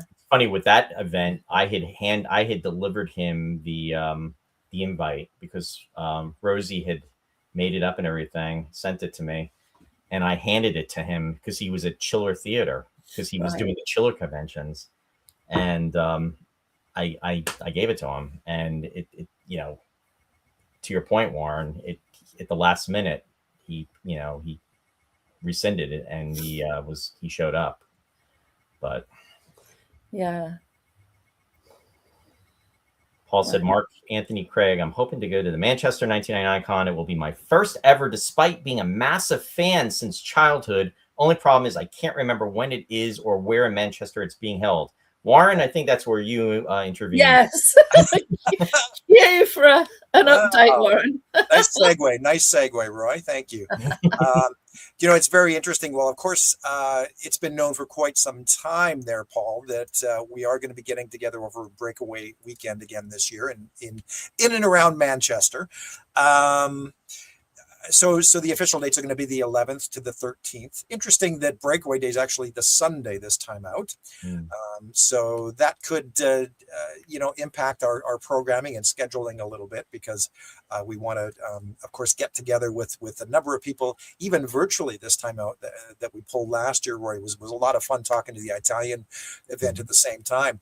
But, I was thinking that in Manchester, on the Sunday evening, usually when everything is wrapped, that's going to be a good time to hold a virtual, because in North America, it's going to be midday. Oh, right. Yep. Right. Yep. So, and just with the idea of involving everybody and making everybody feel inclusive. Right. So, having said that, so the 11th to the 13th, we're also going to have some day trips on either side of that again. Stay tuned for some more information there. As to the hotel, there's been a lot of interest, and we are still early on in the game here. But just within the last week, I can sort of almost say that we've narrowed down the final hotel. There's a couple other things that we do have to check and confirm. So this isn't 100%. So is it going to be in on the outskirts of Manchester? It'll be on the outskirts. Airport, or? Yes. So it'll be on the outskirts. It won't be at the airport. So essentially, it's going to be a little bit of a drive. It's not that much further than, say, if you drove from the airport right to the middle of town. It's going to be, I think it's 7 miles or something, but it's not going to be into town. It's going to be on the east side of Manchester. Okay. It's close to a place called Oldham. You're probably familiar with. My mother was born there, so yeah, wow. I've heard of it. Wow. I'm sorry. I'd never heard of it last week. So Oldham, and again, it's not 100%, but okay. There's a very, very good candidate that we're looking at for September. Your mom was born there. That's amazing. Wow. Have you ever heard of Oldham? Yeah. Sorry. I'm from Canada, eh? Yeah, that's 3 strikes, Warren. It's the other thing he says is, oh, it's not very far, and it's like, yeah, but you don't know what our roads are like. And the M60 is as bad as the M25. I mean, it's the M25 of the north. The M60 is just like. It's funny that you mentioned the M60, because I have been looking at a lot of maps. So yeah, you know what I'm talking about. Then. Yep, you're on to something there. Yeah. Will it be close to the tram lines or public transport? Couldn't say for sure at this point. I thought you were looking at maps. I'm just looking at rough distances. I take my fingers like this, and I hold it up to the map and go, oh yeah, it's not that far. So Warren, let me ask you a question, because I know nothing in regards to this. So is the hotel, you said it's on the outskirts of Manchester, but is it in a town, or actually in a town itself? Or I mean, well, Isobel would be probably better off to be the one to answer that, because isn't Oldham essentially like a suburb of Manchester? Okay, heavy sigh. No. No, it isn't. It's a town in its own right. It's a town. Okay. Is it a big town, Isobel? You know, it depends. No, it's not a big town. But it depends if it's on the outskirts of that, area or whatever. But is there a lot of public transportation within that town? That's what I was just wondering. It is on the tram link. Okay. So there is Manchester, which is what I wanted to know. Okay. But yes, trams do run there from central Manchester. Like I said, I know nothing, so I'm just trying to visualize this myself. Yeah, that's why I was asking. That's my disclaimer to stay off the hook. I know nothing. Well, everybody out there, just be watching, because we're probably going to make that announcement within a couple weeks here. And then, of course, we'll have a couple weeks beyond that. We'll have everything set up to book the, in the a block of rooms that we'll have set aside. So. Gotcha. Well, thanks for sharing that, Warren. Jeff, take care. Thanks for tuning in with us. We appreciate it. And Warren just said a 30-pound plus taxi ride from the airport. Don't know. We don't know. No, it's only that much, Martin. Yeah, Martin understands what the roads are like over here. Yeah. So yeah, no, I get it. Yeah. Every place is different logistically. I mean, 7 miles here in the US could be totally 7-mile difference in the UK and also different in Canada. It's the way everything is set up. But yeah, we don't believe in straight roads. That's the problem. No, and I actually got to experience built that. from lanes that were, wandered by cows at some point in the past. Definitely scenic. I'll definitely give you that. Yeah, it's very, very scenic. I'm just trying to think of any other things that we didn't discuss in regards to Journey to Where. I mean, we really covered a lot in regards to the episode and a lot of firsts. Did you notice? I think I had brought this up on another discussion, but I thought it was interesting that and you kind of smile about it, but where Tony had his beer set up was actually in the medical center. Did you catch that? Yep. No, I didn't. Mm-hmm. Yeah.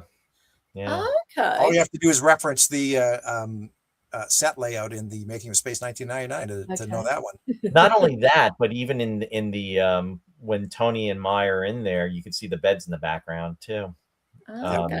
Yeah. So I need to rewatch it again. Oh no. So I thought that was interesting.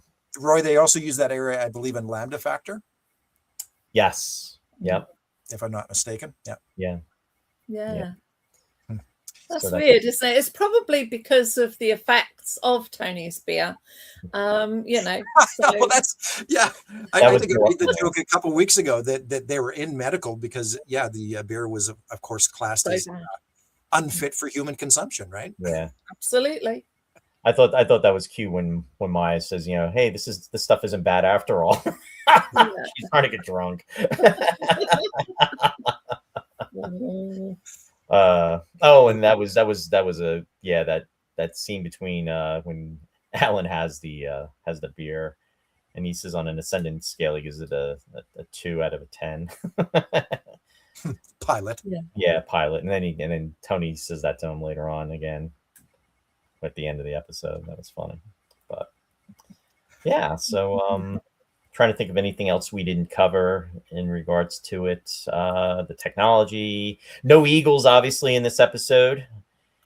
And the other thing that is a standout for this episode that it also happens that does not happen. Well, actually, I should say that does not happen in this episode. And it does not happen in another episode, is that there is no alpha recording. There's no Helena giving a status report. A log update. A log update. Yeah, there's not. This is not in this episode. And then there's another episode where that does not happen as well. So it goes straight into it with the voice, doesn't it? It's a very hard open because you hear Dr. Logan's narration right away.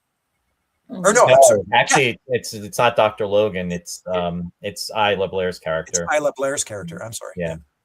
That was the other thing that I was kind of bummed about, but I guess it was Carla. Thank you. As that they didn't do a interface where the Alphans could see them. Now, you could turn around and say, well, it wasn't possible, but they were transmitting images of Earth and what cities look like. So it's interesting that they didn't do some kind of communication where they could actually see them, because I think that would have really been interesting to see humans since they broke away from Earth, because this is really the first update that they've had in regards to the status of Earth since they broke away. I mean, where the last transmission that they received was when they were tapping into that news commentator and finding out about what had happened when the moon broke out of the Earth's orbit in Yugoslavia. And other places.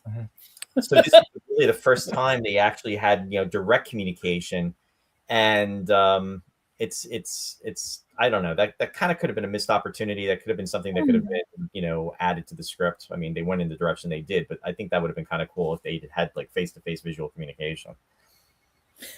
Maybe it was a cost-saving exercise. That could be too. Yeah. Steven said, wasn't the transport the glass cabinet from Mission of the Darien? Yeah, I was wondering about that, because the handle, you see that sort of cabinet thing. Yep. A few times, don't you?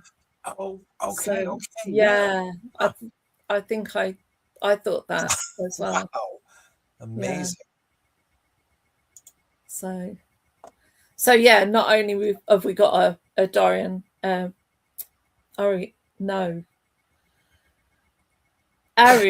Airbringer from Ariel. Right. But we've got the cabinet as well. The bringers of oxygen. Yeah. Well, and it's funny you're bringing that up. I mean, we can save that for later, but that was one of the things that, I mean, and that's a plot device. We can talk about that later. Actually, it doesn't pertain to this episode. It's something, this episode will pertain to another episode, but we'll save that for another day. Don't forget, I'm going to jog your memory, Roy. Yeah. Nice. Okay. So, well, listen, we're coming up on 2 hours. Wow. Yeah. Wow. Thank you both so much for. No, thank you. Thank you for putting this together, and thank you, Isobel, for joining us. And no, this is fun. This is always great. And I know you've got some cool announcements to give, Warren. Before we do that, because I know we are up against the clock, Isobel, anything that you would like to share with the audience about anything, stuff that's going on, or things you're looking forward to for the year to come, or just anything? I didn't know if you wanted me to do a little more of a. Oh, absolutely, absolutely. Oh, look at the storyboards you've got. Nice storyboard, which I was trying to show. But which one is that from? It looks like AB Chrysalis. There's a few different ones there. It looks like. Yeah, it's AB Chrysalis. Yeah. Wow. It's fallen down a bit. So yeah. So cool. Nice. You would have. Oh yeah. Very nice. You would have got the storyboards again from Jim. Yeah, of course. Yeah. And got a few pictures on the wall, and beautiful. So, what else have we got? A bit of collection there. Wonderful. Yeah, and don't ask, but Dr. Crusher. Yeah, Dr. Crusher, just random. So, with the, like you get badges from your cons. So all of our badges are hanging around her neck.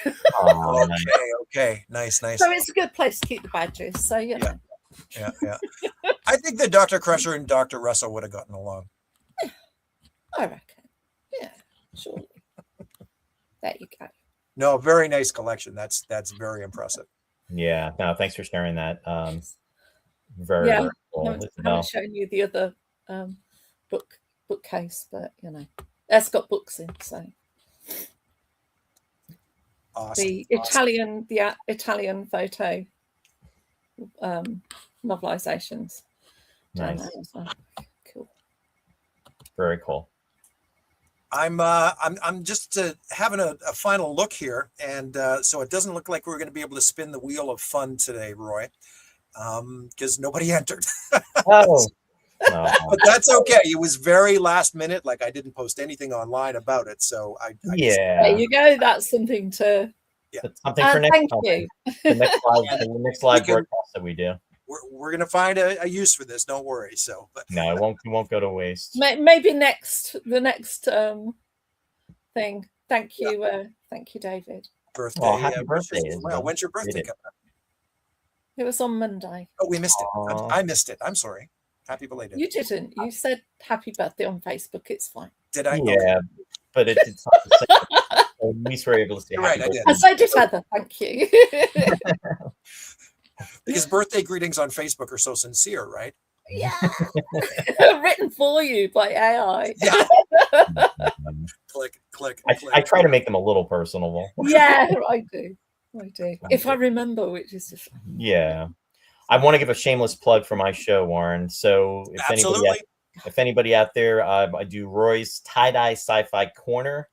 It is on Fridays and Sundays, and I'm actually this is going to be the 292nd episode. Whoa. Coming up on episode 300. I'm trying to time it out for Friday, April 3rd, and that was the first episode. But anyway, tonight I'm going to be doing The Outer Limits, and it's a 2-part episode called The Inheritors, and that'll be at 7 p.m. Eastern Standard Time. So I know if you're in the UK, it's like, well, it's 7 p.m. now in the UK, so it's going to be 5 hours. It's going to be like midnight your time. But anyway, if you want to stay up and watch it, or if you're in North America or someplace where it's not too late, or whatever. But in fact, there's a lot of connections to original series Star Trek with that, because there's a lot of guest actors that were in that episode.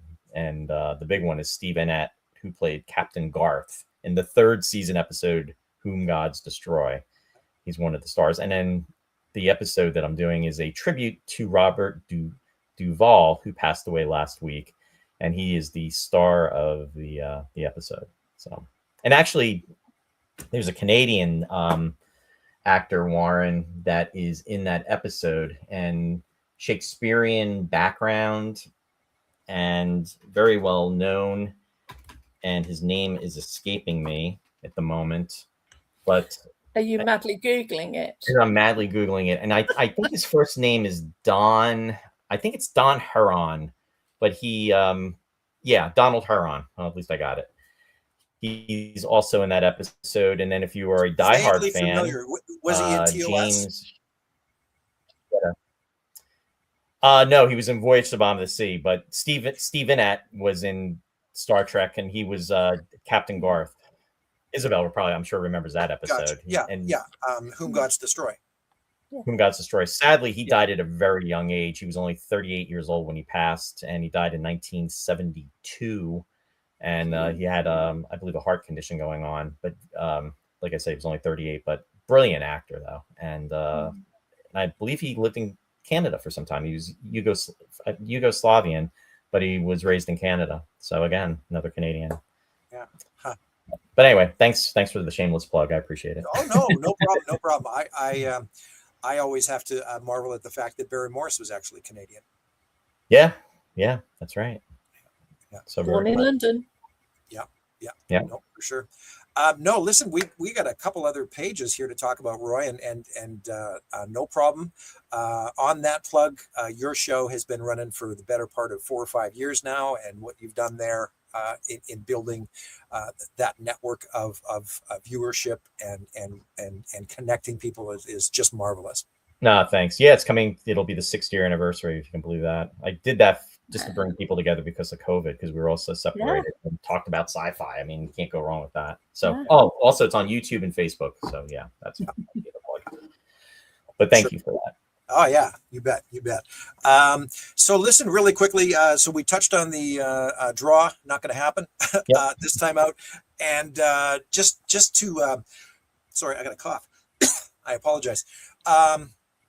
We talked about Nick McCarty's work with that new graphic for Return to Moonbase Alpha, and I'm sure everybody is out there has seen the really nice trailer we put together with Anton for the premiere back in London. And so we have another new. I'm even hesitant to call it a trailer. It's funny. Catherine Bugeaud used the term short yesterday, and so I'm going to call this one a short. It actually, it's sort of designed to happen a little earlier than Anton's report, if you will. So within the Terra Alpha time frame or timeline, if you will, since Message from Moonbase Alpha 25 years ago. And this one is actually very different in tone than Anton's trailer. So it's very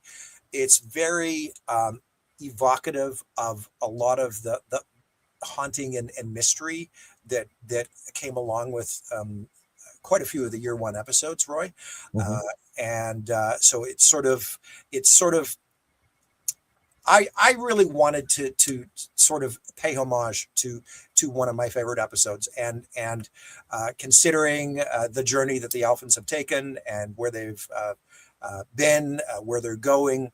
And of course, the whole idea, the concept of Return to Moonbase Alpha is exactly that. And with Nick's character, of course, I mean, he is the crux of the story. So I wanted to sort of highlight where a lot of his motivation came from, say, in his years living on Terra Alpha, and provide an interesting and thought-provoking look at his journey down through the years. So with that, Isobel, are you ready? Bated breath here. Come on. After that build up, come on, Warren. Hit the play button. So we'll just launch right into it, and thank you to everybody out there for supporting this project, and it's going to be a fun journey even throughout 2026 as we finally see this project come to fruition. So without further ado,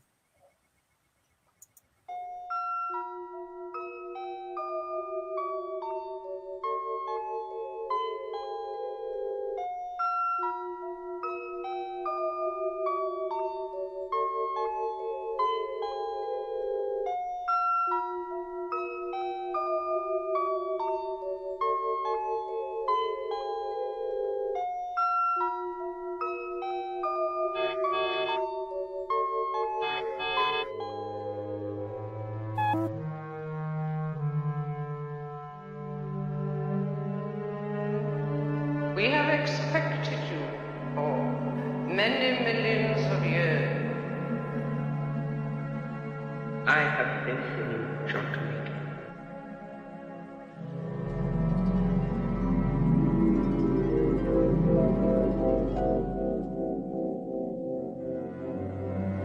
What will happen to us? You shall continue on. Your odyssey shall know no end. You will prosper and increase in new worlds, new galaxies. You will populate the deepest reaches of space.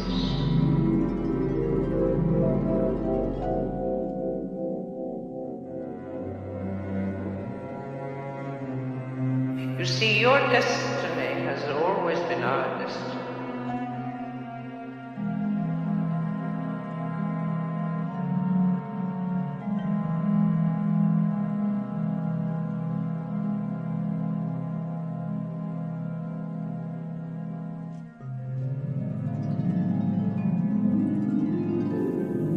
Alan Carter.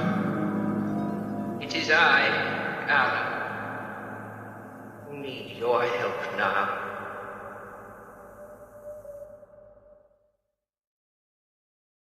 Ara, she cold. Where is she?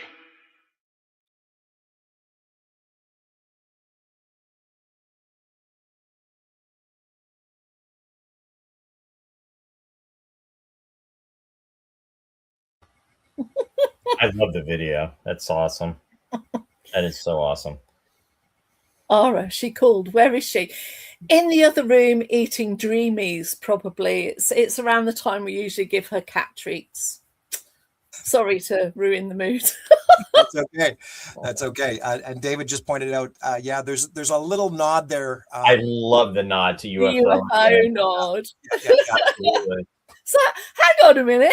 That's okay. That's It's an subtle. interceptor. It's subtle, but yeah. Blink and you miss it moment. Yeah. But yeah, no, I mean, I love Collision Course, and you know that. But they've left that many eagles behind. Yeah, I know. It's and you know what? But I've thought a lot about this just in the last 48 hours, right?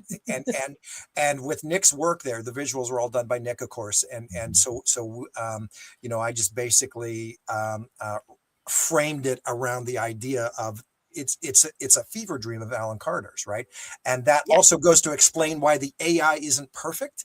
And if you really watch, like, you'll see weird things happening in the background of the corridors and the walls and things like that. But framed as a dream, it's like I saw a compost kind of like evaporate. Yeah, exactly. Yeah. But to your point, it's a dream when we, things aren't going to be stable. So that adds to the effect, which is perfect. would it be like that? Right. And yeah, even the weathering and you know, I had a lot of discussion about this. I mean, in the vacuum of space, the base would look more like another time, another place where things were preserved as opposed to weathered. But again, it's a dream. And if it's a dream, then yeah. And but ultimately it's you know, something calling Alan back, right? And providing a little context as to maybe some of his motivations. So there we go. Yeah. Yeah. Nicely done. Very, very cool. Thank you. And yeah, nice catch there, Dave, on the interceptors. Yeah. So I just also wanted to mention as well that yesterday I did create a brand new page for Return to Moonbase Alpha on Facebook. So if you haven't found it or stumbled upon it yet, make sure to follow, and we'll have all the updates current and provided on the new Return to Moonbase Alpha page on Facebook. And of course, Roy, leading into over the next few weeks as well, we're finally going to get around to launching a Kickstarter for the project come April 1st. So there will be a lot of updates throughout the month of March, and new trailers, new posters and graphics, all promoting hopefully what will be a successfully funded campaign come April. It'll run throughout the month of April, so be watching for that as well. Cool beans. Is this going to be premiered at the convention, or probably not? So we're aiming for late 26, early 27. Okay. Yeah, it's unfortunately not going to be ready in time, but hopefully by the end of the year, a nice Christmas treat to go along with a brand new convention booklet as well that we've done a couple years in a row now as well. So, but I appreciate to hear everybody's feedback on that as well.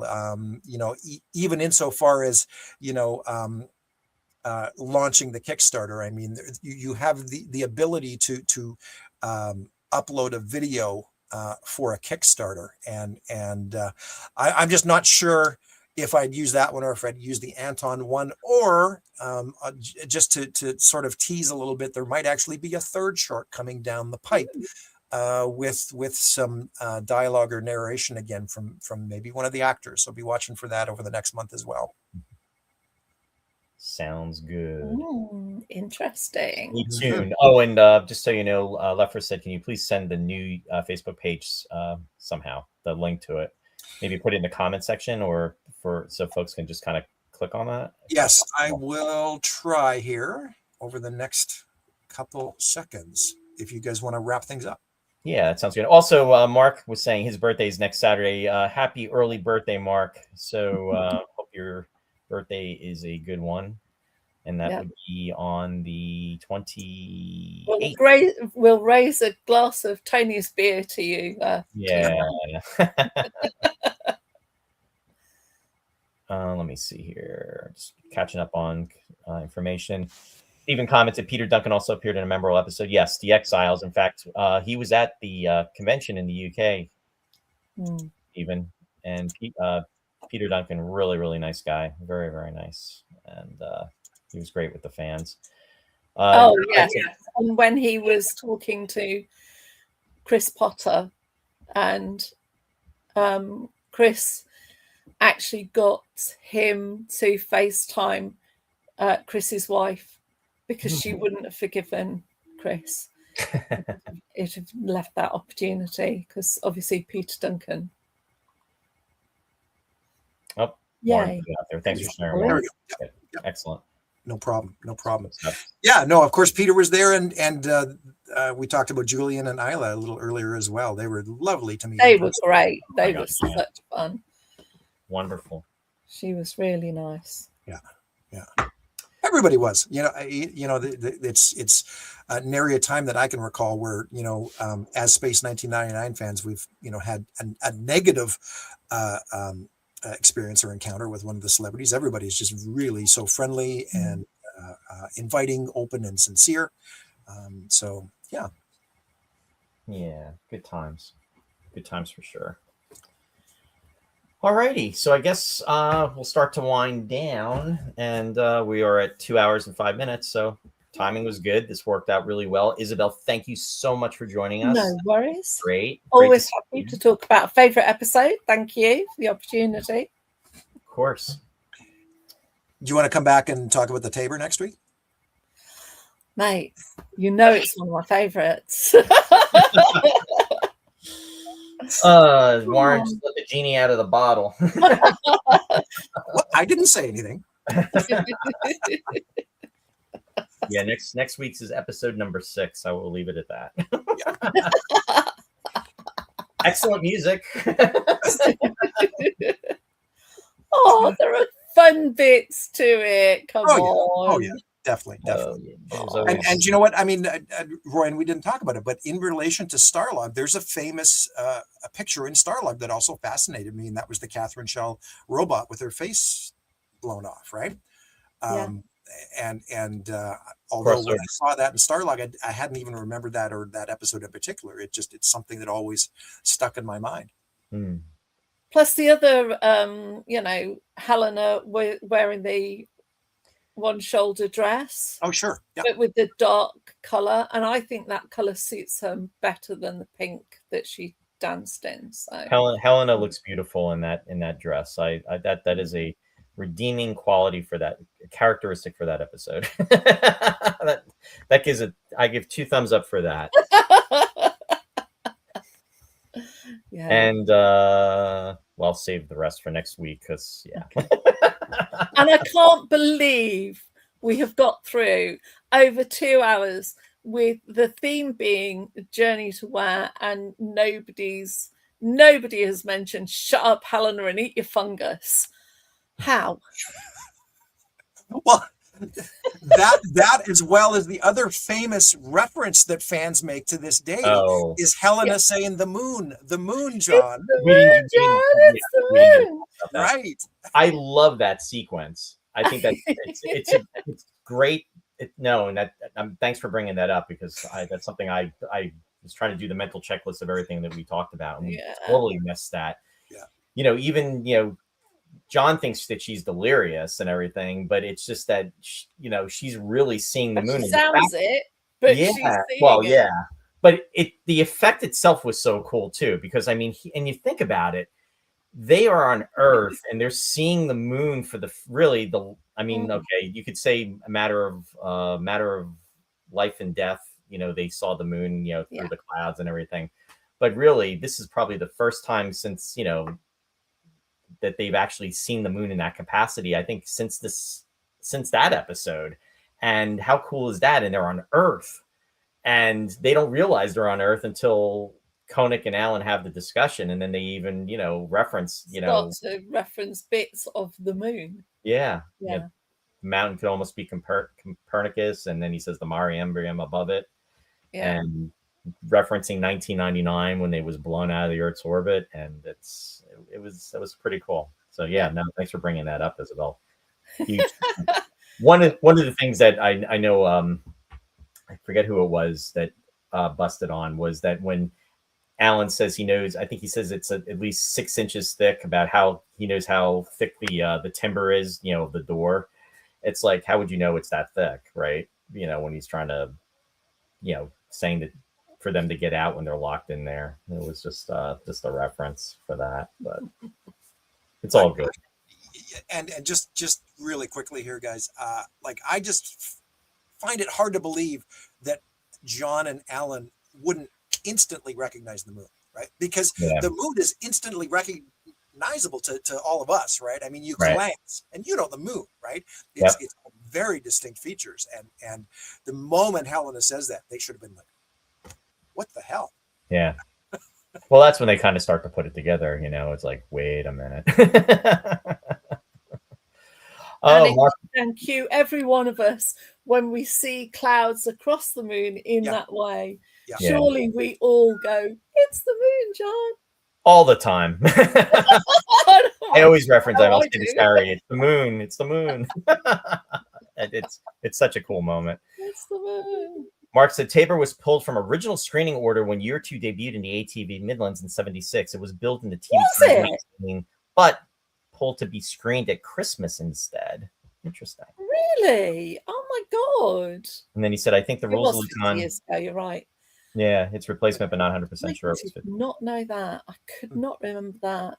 Wow. I do remember like the episodes at the end of towards the end of the series, they had a gap on ATV, and then they started putting it on again because we had it at Saturdays, and then the last two episodes were put in as filler episodes, and one of them turned up on Christmas Day as a filler because the a quiz show called 321 was pulled because there was a strike. And I insisted that my mum delay Christmas lunch so that I could watch Space 1999. Nice. That was a long time ago. And I think that was the same Christmas that I got the Moonbase Alpha Technical Notebook as well. Nice. So it was a good Christmas. Aw. Yeah, Christmas of '76 for me was great because I got my and I know you didn't have it in the UK, which is so sad. I got my Mattel Eagle. That thing was, oh my God, I was so excited at Christmas to wake up with that. I was so excited. But interesting as well that, you know, we talked about the Making of Space and Starlog, but the tech manual was the other resource that was, you know, treasured by fans for many, many years.